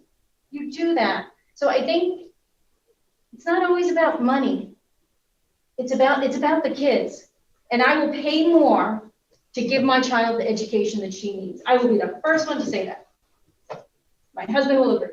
He better. He better. So the real problem here is, though, you're at deadline. You have no choice. By contract, you have to notice people.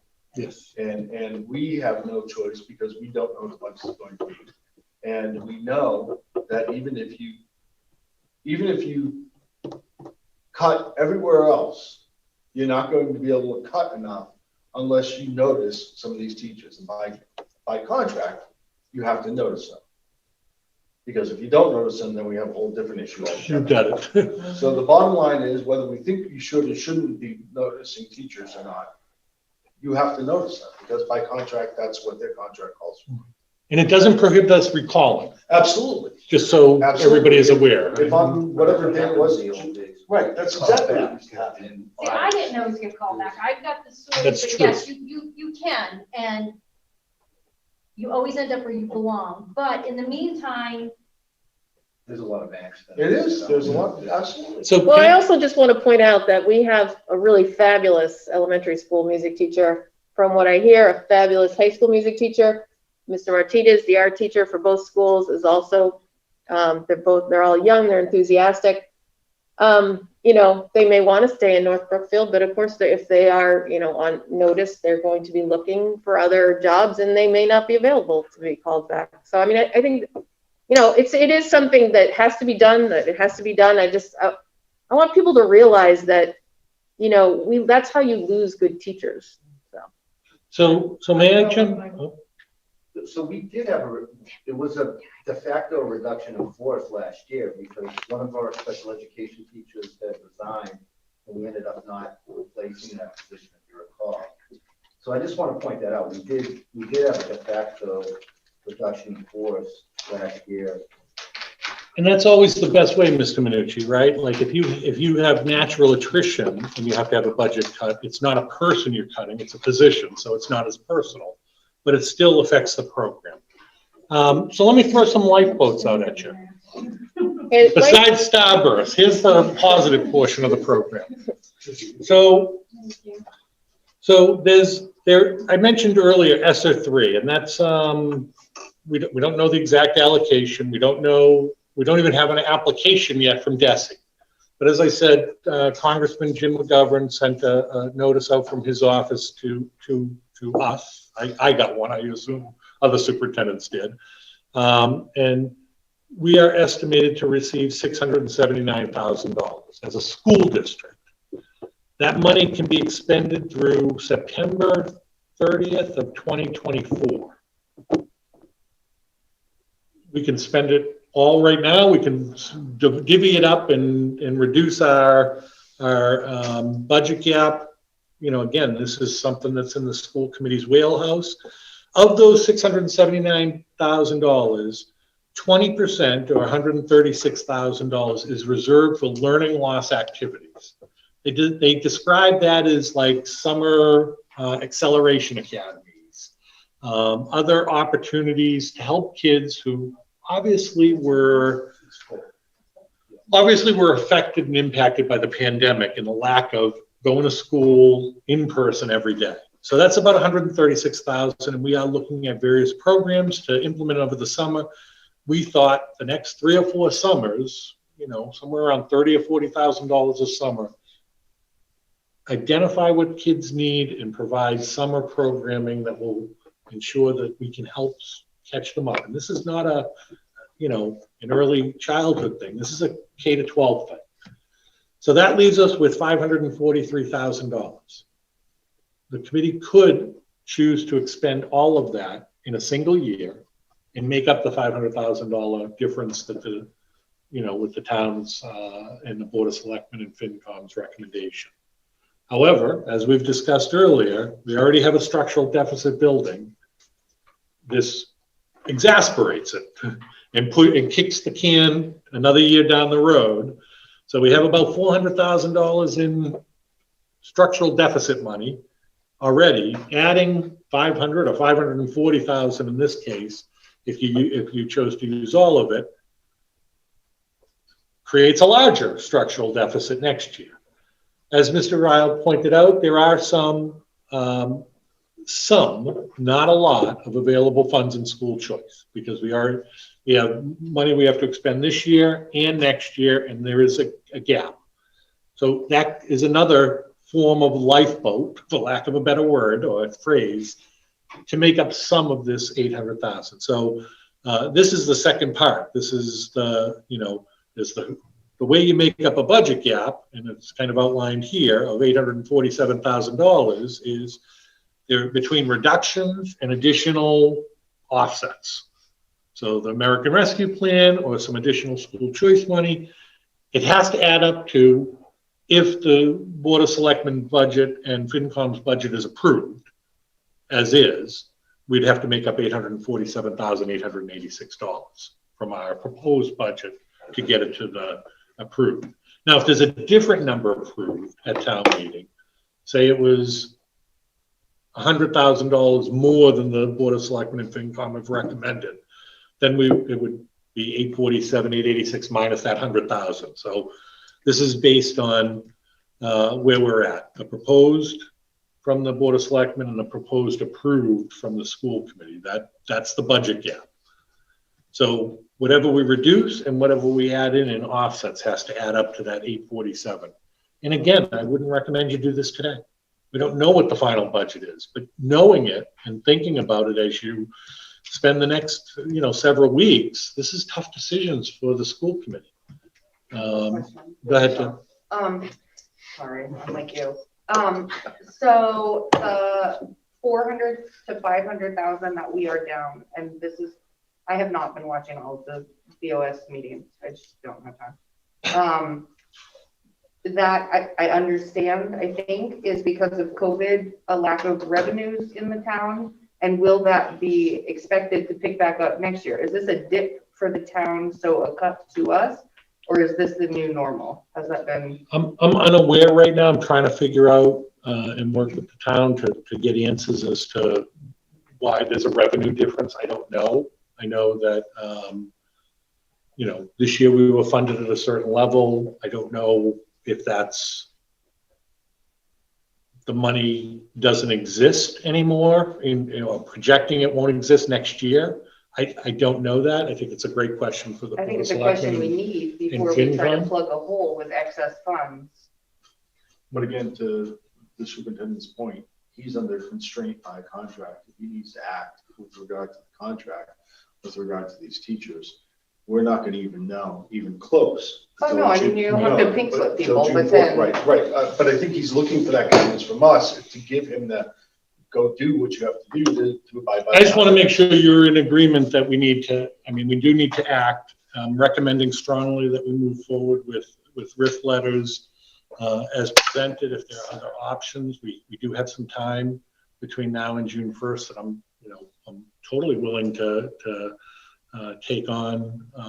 If anybody does have additional ideas, I frankly went through and tried to figure out every non-required program. And again, I know that doesn't, that doesn't feel good, right? I know they're required to help kids, but what is the state mandate, I guess is a better word, we do and not do. For example, phys ed is required. Every kid has to have phys ed. Every kid, so that's not anything you can cut because we have 2 phys ed teachers in the whole district. So that's in state law. Just a question, is there going to be a shuffling of staff? Because now this what, well, I'm thinking if you have 2 kindergarten teachers and now you have 1 kindergarten job. Yep. Now you have this. Yep. So that works, so that works off of seniority. Right, Yeah. so, but is there, The new 3rd grade teacher that we just hired last year that came in, I don't know, but. Right, for example. College last year, is our newest teacher, she or he. Yeah, I think Mrs. O'Maston knows that. I think she may have a different question. What was your question, Christy? I was like wondering, sometimes when you shuffle, you end up losing more than you thought.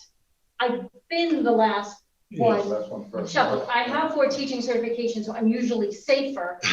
But sometimes that wrecks the integrity. You now maybe, people focus in an area because that's their expertise. And now when you start to shuffle, now you're really not, can I adapt? Yes, I've done it. But there's a learning curve with adapting. Then I came from 5th grade and then had to do 8th grade. Just walking down a hallway was a learning curve. So I just didn't know that it's not just black and white, that it's not just necessarily these teachers, the community is not, that it could be a reshuffling based on stuff that we would never be aware of, that that's a private.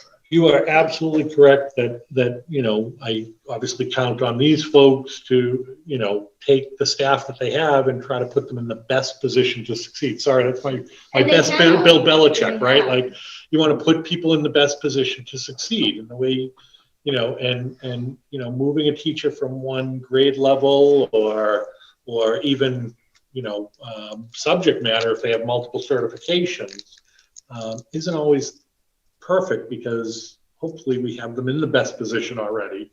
But it both contracts or all of our contracts outline reduction in force and how it is implemented.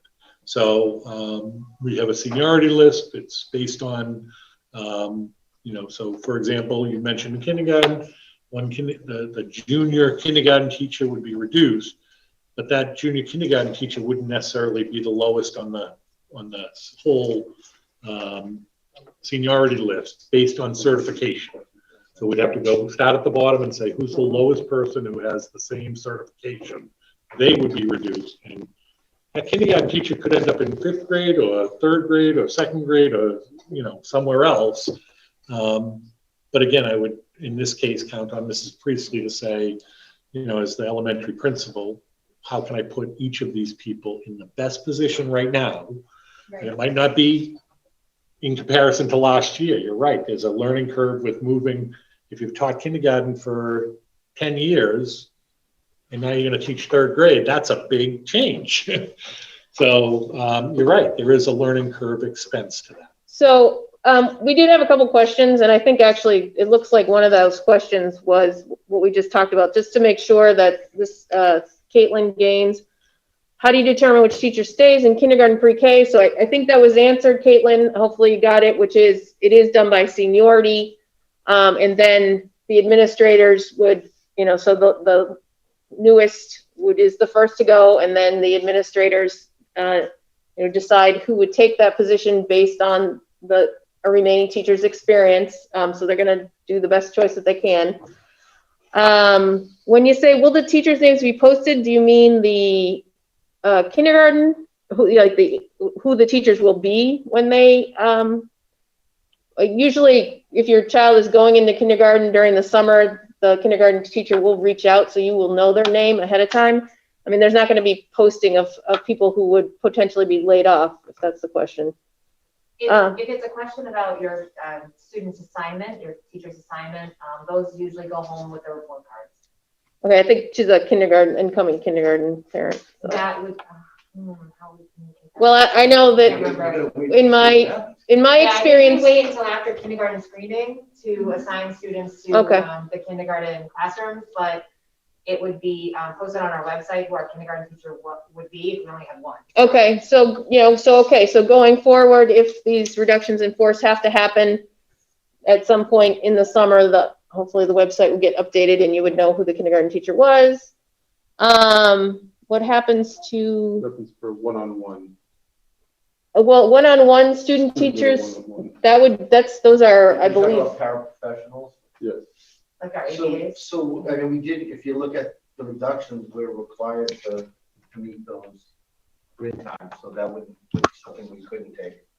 So they're not on the- But we have to meet that. Right, so One-on-one is mandated. Yes. That's usually outlined in the student's IEP. It's not something we can just eliminate. When you talk about an instructional assistant that might be reduced, it's like a general classroom. Instructional assistant, but that's they a are good question, specific. because there's probably from a parent that has that situation. Yes. So your child would still have that service, and we are required by law to meet that service time. So hopefully that answers that question. And then the last one was, don't all day pre-K students pay? And so why then would you have to? So there is a tuition for pre-K, whether it's half day or full day. However, the full day tuition does not cover the cost of a teacher's salary. In fact, it covers about maybe the cost of the instructional assistant, to be honest. Unfortunately, the tuition doesn't cover the cost for the district. Mm-hmm. So Linda, if I could ask you just one more question, I promise I'm going to stop, but ESSER2 is listed in the 2022 budget as $265,813. Is that money we've received?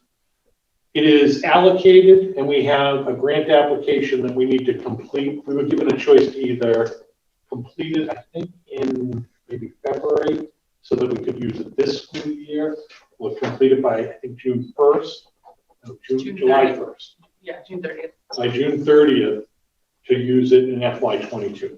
So it's allocated. So we know that that's the number that we're getting. Yep. Okay, thank you. So would it be possible to move forward with pink slips, which we don't want to do, but we have to do by June 1st? And then potentially, I know there's a lot going on, it's end of year, have a tri-board meeting or more understanding from the BOS as to whether or not these cuts are one-time COVID related, or if they're expected to go, because I'm very happy to plug a hole with excess monies if this is a one-off. But if it's not, then I think different decisions have to be made. But it's hard to make decisions without knowing the reason for the cut. Yeah, I mean, I guess what I would say is I agree with you in your assessment that I think we need to move forward with the RIFs. That's my recommendation. We have to meet the June 1st deadline, or otherwise we're in, breach of contract. Yeah, we won't be able to reduce staffing, and that's unfortunately. Fortunately or unfortunately, schools are 75% people. That's just the nature. So there's only, and I always say to the administrators or whoever, there's only so many paper clips you can cut. There's just not money there to reduce the stuff. So I would definitely, want to proceed with the RIF notices. Secondly, in terms of working with the Board of Selectmen and the FinCom, I'm happy to do that. I'm not sure what the response from the Board of Selectmen and FinCom has been. I've requested it. I was told that it's not needed. I went to the Board of Selectmen last Tuesday and I offered some solutions and said I think a summit is needed to, whether it's a tri-board meeting or just a discussion about how we're going to proceed, whether it's this year or in the future. The town is getting $1.4 million in American Rescue Plan money. Again, they're in the same position I'm in. They haven't actually received the allocation or the allocation or the application. But again, that information came from Representative McGovern that the town is receiving $1.4 million in pandemic relief money as a result of the American Rescue Plan. I asked, again, it's a lifeboat for the community because, again, as a school department, we're bearing the major brunt of this reduction in revenues. I don't know the exact amount of revenue cut, but I think every department is struggling. I don't think if you talk to any of the department heads, whether it's the chiefs or the highway superintendent or whoever, that they were all saying, "Oh, we got everything we need." I know they don't. So I'm all for getting together to try to figure out the best way forward. But again, I have not had luck in being able to schedule something like that. So, Yeah, I just think it's important for parents to hear that we're trying and we're trying to figure out the best way to move forward and that it's collaboratively. So I just go back and say you have these reductions, which no one wants to hear about. And I get it. I don't even, it makes my stomach turn to talk about them. I'm going to be honest. And then you have these lifeboats, so American Rescue Plan money and some additional school choice money if you choose to tap into that. It's not a ton, but there is some. So, how do you balance those? I think it's the judgment of the group to look at not only how do we make this year work, but also trying to project forward and say in FY23, if we use 500,000 of the American Rescue Plan money, we're going to have about $1 million or a little less, maybe 900,000 in that range of deficit that doesn't have it's not going to repeat itself in terms of a revenue source. So is it worth it to kick it down the can and sort of, kick it another year down is kind of the question that the committee has to ask itself and have this type of discourse where you try to come up with the best decision you can. So we did have another viewer ask questions. One was healthcare options. Obviously healthcare is a huge expense. School employees are, if they choose healthcare through the school, are on the town plan, right? Yeah, the municipal side does all the healthcare. Right. So that hasn't, although that's, affects the town budget overall, obviously. And that's not something that the school has any control over. And then the second question is, could we reduce admin salaries? So, we've had this conversation before, I think. So we have 4 administrators, and 2 of them actually do multiple jobs. Mr. Lind is a business manager as well as a superintendent. In other districts, business managers actually earn close to or over $100,000. So it's actually kind of a bargain. Ms. Powers is our education curriculum coordinator. And she also is co-principal of the high school along with Mr. Lind. So these two people are between them doing 3 jobs. And then of course, we have our elementary school principal and then our director of student services, which again is a position that we need to have. I mean, I will remind, we don't have any educational team leaders, so. Sure. So in other districts, there are, there's another layer. Trust me, I'm not complaining. No. I know. You're just explaining that maybe, people don't necessarily realize that there's oftentimes more layers. Well, just for an example, one of our teachers was offered a job as a chair. And so she is someone who, to progress in her career, she will be, leaving us for that.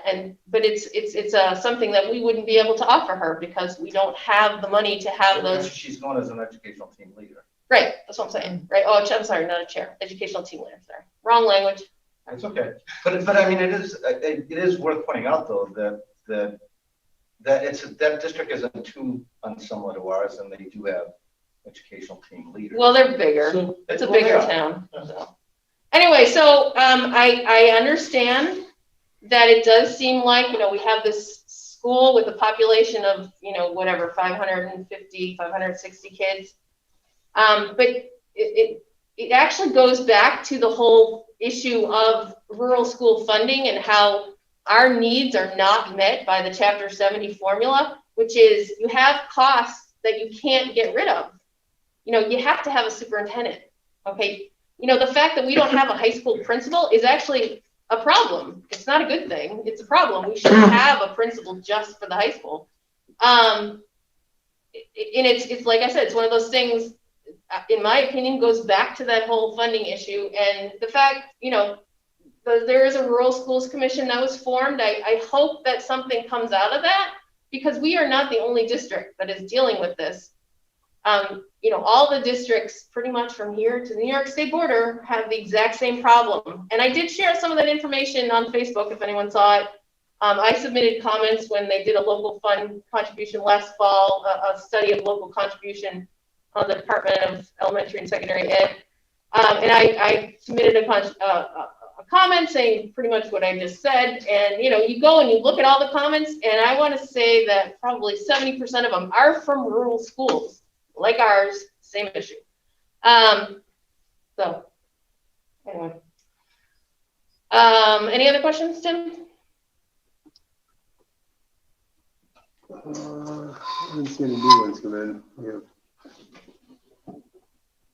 Oh, I'm sorry. So actually, the question was, can you answer? Would you answer the question about the admin salaries? So admin salaries are contractual in nature, and our administrators all have contracts to do their jobs. And those jobs are being done, and they're being done well, and people deserve to pay what they agreed to with the town and with the school department when they came on board. And can you answer the other question too, the healthcare options? Healthcare options. Again, that's controlled from the municipal side. I don't know if they've ever looked at adjusting that. I know that there's an insurance advisory committee that meets with the provider, and they look at all the options every year and try to choose the best option for the employees that are available. There are a number of things that go into that, from retirees who maintain health benefits through the town to people who are hired at different points have different percentages that they pay. So I guess I'm not knowledgeable enough about the town side on the healthcare to tell you exactly how that works. Who's responsible for that, Town accountant and town treasurer. Antonetti does most of the work around the insurance advisory committee. Mm-hmm. So she's a great resource for us and probably the public if they have questions. Ann is super to work with and usually can talk to people like me in language that they can understand when she explains things. So, so if people do have questions, I don't want to inundate Ann, but is it something maybe we can ask her and follow up? Yeah, I mean, I'd like to hear from the person, maybe they could email me separately and say, what do they mean by healthcare options? Are they looking to reduce, like, different provider, different percentages available? Well, in a lot of private sector, people pay a much higher percentage, Yeah, 40, 50%. I those, don't think- again, are things that are at the town level and I think most people coming in, it's a 75-25 split, I believe, at this point. There are people who were hired long ago that are at a different level, some 90-10. And it was a different time, 20, 25 years ago. Right. So, Much different cost. For any of us that have seen the changes, I think this year it's about 8%, and people are happy about only an 8% increase, because when the bids first came in, it was like 15-16%. And that's because we're very small, and if you have a singular case of a really difficult situation medically for someone, it impacts the payouts, which then impact the rates the next year. And that's a very simplistic explanation of how our rates are set. Again, Ann would be a better person, but I can follow up with her for a better description. Okay, I think might be helpful that, it's not really, it's not an option for the school to do anything with healthcare. Is there any more questions? We've lost a lot of our audience. So. We do have a bunch of stuff to get through, so if there's no more questions about the budget cuts, I believe you were looking for guidance and whether or not to continue with the reduction in force or not continue with go ahead with the reduction in force. Obviously, you don't have a choice in the sense that it has to be done by June 1st, and it's unfair to the staff to leave them hanging, besides it being a contract violation. I don't know if anyone has any other thoughts. I mean, I know Debbie shared hers. So I won't share anymore. no, It's like midnight, it's way past Cinderella bedtime. So just to wrap up, I'm going to move forward with the reduction of force notifications. Certainly, if things change in the budget, or a positive thing, we can always do recall. We'll know early to mid-July, and I would ask the school committee, June, sorry, not July. I would ask the school committee to think about reductions versus additional offset money, either American Rescue Plan or additional school choice money. And maybe there's a balance. I don't, that's, again, I'll have a recommendation for you, but I think, I want to just put it out and let it sit and let people think and process. And if you have questions, you know where I am, please let me know and we can go through it. And when we get to mid-June, when we have to make a decision, I will give you information prior to that and go from there. And can you just reach out as our representative to the other two boards and just ask them for Sure. the reason for the cut? It could be brutal, it could just be COVID, I don't know. And then just if that's another piece of our puzzle as we go forward. Absolutely. I mean, I think, again, I know the municipal side, the way they project their revenues is mostly based on property tax, but there are some other revenue sources they have as well. Not a significant number, but the biggest piece is property taxes. So I can ask them about their revenues for this year. Great. So it is like 9:30 or something. So going forward, if the admin reports, if you just want to give us highlights. Can I hit mine? Yes. All right. Yes, So yours are kind of important. in your packet, you have kind of an update on graduation class day and the senior banquet. Obviously, we need to sit down with the new guidance that's coming out and see how that impacts the various things. These plans were all developed with kids, class advisors, and administration. It was outside last year, and the kids really wanted an outside graduation. So it looks really exciting.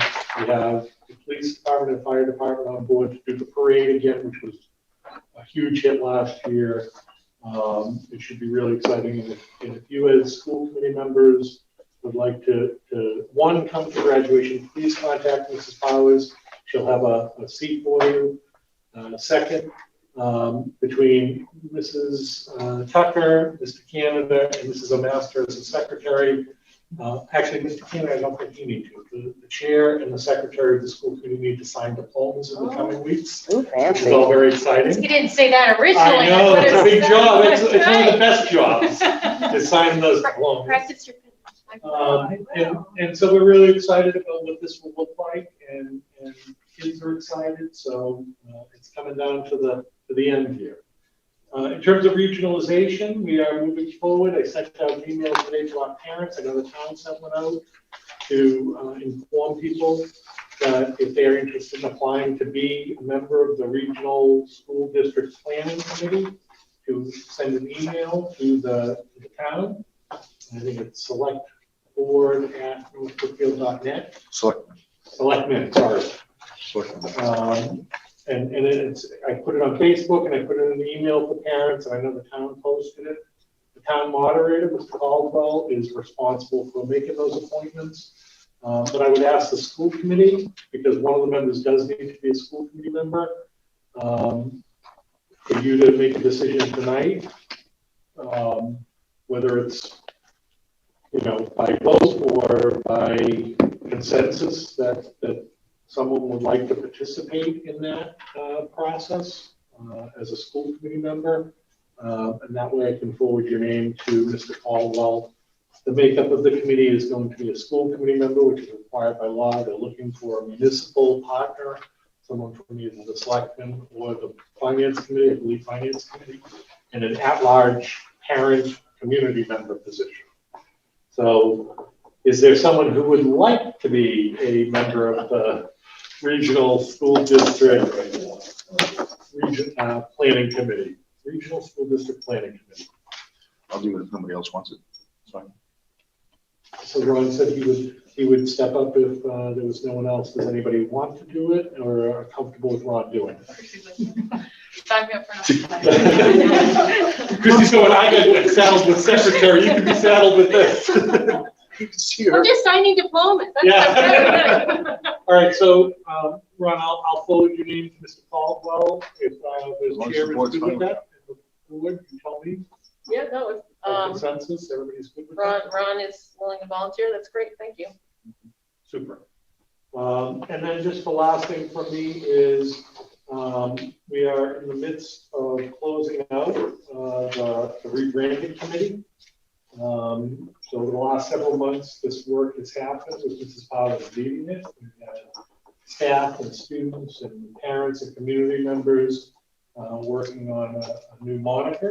And by policy, they had 3 months to do their work. And that 3 months concludes, I believe, in June. So, so they should be making a recommendation relatively soon, Mrs. Powers? Yes, we're sending out probably either tomorrow or first thing Wednesday, a final survey with our top 2 mascots. So you'll see the images of them. It's the Bears versus the Bobcats. So you'll see those images as well. And we're looking for everyone to vote. So from students to staff, to community members. So you'll see that survey coming out from us soon.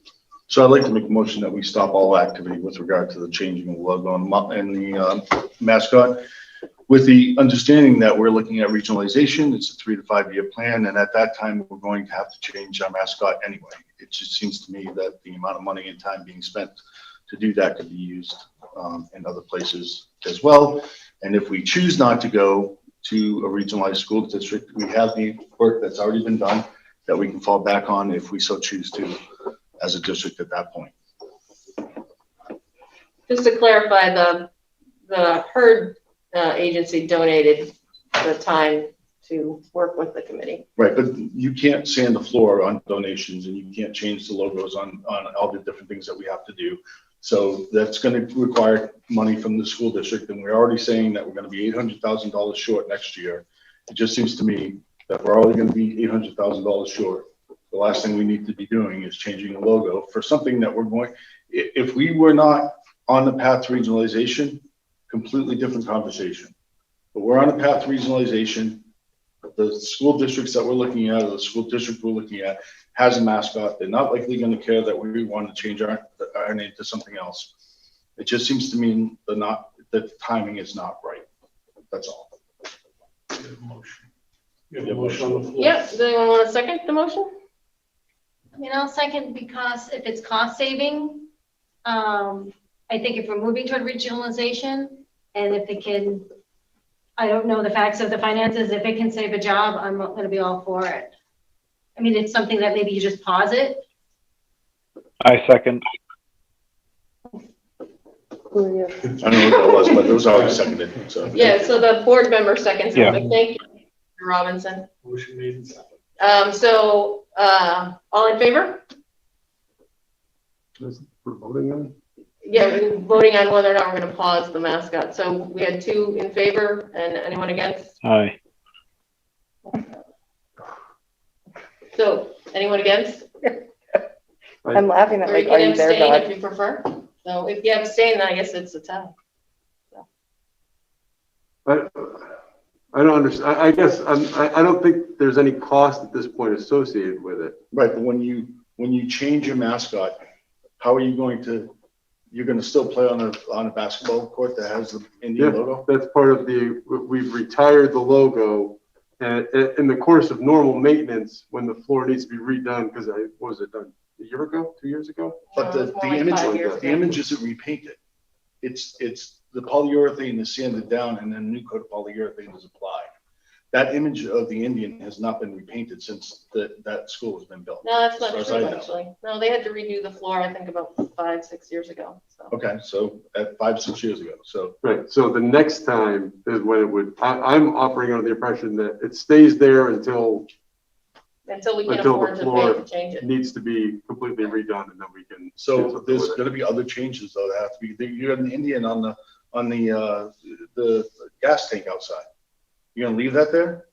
And then but we're Yes. not the Indians. Right, that's over the course of normal maintenance, then it can be redone. It's just not a matter of I forget how it was written in the In the motion. actual wording of it, but we didn't, the idea was to retire the logo. We have a new logo. We're not gonna emblazon the school with all that stuff right away.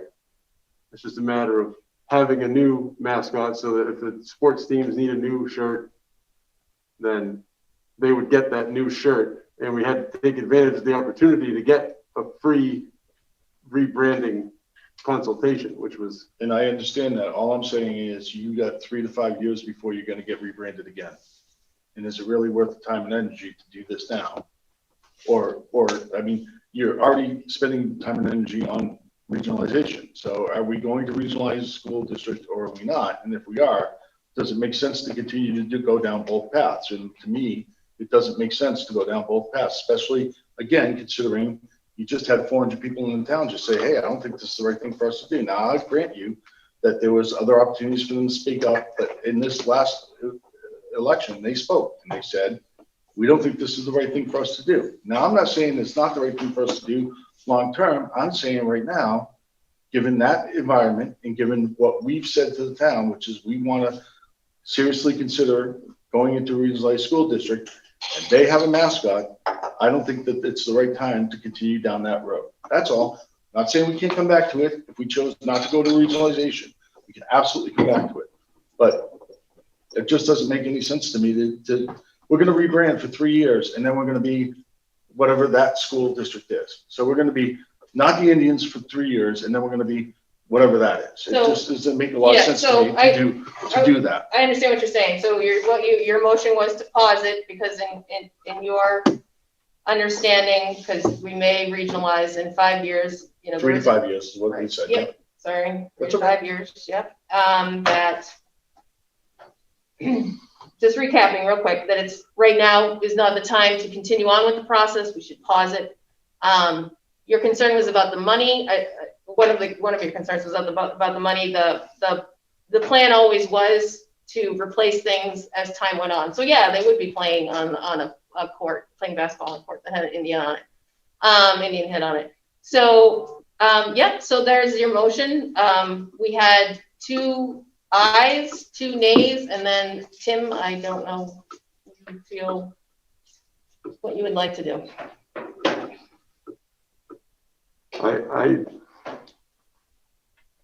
I see both sides to this, but I just don't, I think the two things can work independently of each other. On the regionalization committee, they're going to be doing, well, you're going to be doing your thing, and you know, the rebranding committee can kind of do their own stuff. The kids will have stuff to sell besides, you know, leftover Indian logo things that they're selling at the softball games, which are available if anyone still listening is interested. So 3:30, home game Wednesday, 3:30 to 5:30. Merch. I think it's something that they can function independently of each other, because then if for some reason the regionalization thing doesn't end up working out, then we rebranded and we just kind of continue on the way we are. I think it's two things that can operate mutually exclusive from each other, as long as we're not. When the time comes and you know the Mr. Shaw comes in and says, "Hey, we need to repaint the gym floor. I want to do this logo." Then we could pause that and say, "Well, hold on, let's not do that yet." You know, if we're in the process of going to put another logo on, I think we have opportunities to not authorize the funding for stuff if we feel like it's getting out of hand and we're close to where the regionalization decision is going to be made. So Tim, is that a nay then? Mr. Lindell. Okay. So just my understanding and the way I've operated is we are not going to expend any funds on rebranding other than right now when replacement uniforms are needed. There's no money in the budget to do any major changes because we don't have it. So, you know, we purchase uniforms on a rotating basis. So, you know, every 3 years, the basketball team gets a new uniform. Every 3 years, the soccer team, whatever the cycle is. So the plan would be to continue that cycle, but to purchase whatever the next moniker is rather than Indians. Right, so my point is, right there, that we are going to have to adopt whatever the mascot is or the logo is of whatever regional district we decide to choose to join. And right now, as opposed to spending that one, you know, the uniform cost for the I'm sorry, Bobcats or Bears, is that what you said? I Yes. apologize. Bobcats or Bears, because then when we regionalize, they're not going to adopt a slow roll to it. We're going to have to get uniforms, or the district's going to have to get uniforms that reflect their mascot. So that money, again, in a time when we're saying that we have an $800,000 shortfall, maybe could be used to offset some other cost that. Right, we're not, there, you know, right, this year, this budget year, we're, you know, we have this $800,000 budget gap. There was never any plans to spend money replacing uniforms or floors or anything until there was money in the budget. So I understand your point. I do understand what you're saying. Is like, what's the point of doing it if we may potentially regionalize? I get that. You know, so. That's, I mean. Right, that's so I get, yeah. I get your point. We've had the motion and it's been seconded. So, you know. I'm going to vote that we not pause it for right now, because we can always bring it back to a vote next month if we need to table it, or if we need to bring it up again. But I think that the committee worked really hard on getting this stuff put together, and I think that town people need to see what we've got going there. Well, and to be clear, $0 of the next year's budget has anything to do with the rebranding, right? I mean, unless the kids' soccer uniforms are falling off and they need to be replaced anyway. Well, you know, they may not even be able to play sports. Yeah, we may not have sports. It might be a moot point. All right, so thank you for that vote. So the administrator reports had asked each administrator to pick one thing really. Go home tomorrow. Oh, Sarah. I Oh. can quit right now. You were like the Bickerson. So So cute. sad. Right under the bus. So So Mrs. Power. All right, I can be super quick. The main thing I want to point out, even though we are not having our full 6th to 7th grade transition day. We are doing a transition experience for our 6th graders for the 7th grade. That's going to be on Wednesday, May 26th. So more information will be coming from myself, Mrs. Priestley, about that. But that is super exciting. What? Also the 8th and 9th, just mention that just because you have it in there. The 8th to 9th transition. 8th to 9th grade transition, step up. Oh yeah, the step up celebration. Yes, sorry, I was picking one, but yes, there is a step up celebration for our 8th graders on Friday, June 11th. It will be via Zoom for families. Again, more information to come, but it'll be a chance for us to celebrate our 8th graders. Go ahead, All right, Mrs. Priestley. Let's see if Mr. Minucci was right or not. The book fair was a huge success. It exceeded last year's total by approximately $800. We had $5,700 in sales. We earned $2,500 in scholastic dollars, and we also had an anonymous donation from a community member. Along with the scholastic dollars, we were able to get a book into every child's hands during the book fair. So huge thanks to Mrs. Kavanaugh for organizing, and to all of the parents who volunteered to help out at the book fair. It was awesome. So I just want to throw in one thing for the elementary school, which was Earth Day happened this year, which was awesome. You told me to pick one thing. I know, There's no, so no, much good stuff. No, I know. That's dear to my heart. I know. I need to say that. So, Yes. all right, so Mr. Minucci, what's your one thing? I'll be real quick. Extended school year plans are well underway. I just want to be clear to the community that July 6th, the reason it starts that date is July 5th is a holiday. So we always usually start the first Monday after July 4th. And it runs through August 6th. I do have 2 positions that I'd ask people to kind of spread the word on. We need a nurse. I thought I had one, but we don't have a nurse for the summer. So if anyone knows of a nurse that would like to work this summer, please connect them with me. And I do have 1 teacher position open for the summer as well. Is that something you can post on your Facebook So page? yes, and we did. I was just waiting. It's posting tomorrow on School Spring, and we'll get it out there as well. Okay. Just to clarify, July 4th is on a Sunday this year. When a holiday like that falls on a Sunday, it's celebrated on a Monday, so we're not open, which is why it has to be pushed back to Tuesday. So they'll go one Friday. Yeah. Okay. Yeah. Thank you. Back to Mrs. Powers. All right, so my one update from curriculum. So I've been working with Nurse Floyd, who has gotten a grant, a comprehensive school health services grant. So they increased it this year from $3,500 to $10,500. And so we've been able to purchase a number of PPEs to continue through some of the stuff we need for next year, as well as health, wellness, social emotional curriculum, nursing equipment. So a number of things that we did have on the budget for next year, we were able to purchase, and super excited that we had that amount of money. So huge thank you to Nurse Floyd for getting that for us this year. So I remember one thing from the technology report, which is they were able to expand the number of IP addresses. Yeah, we ran into a real issue with that, with the full return to school with all of our 7 through 12 students with a device.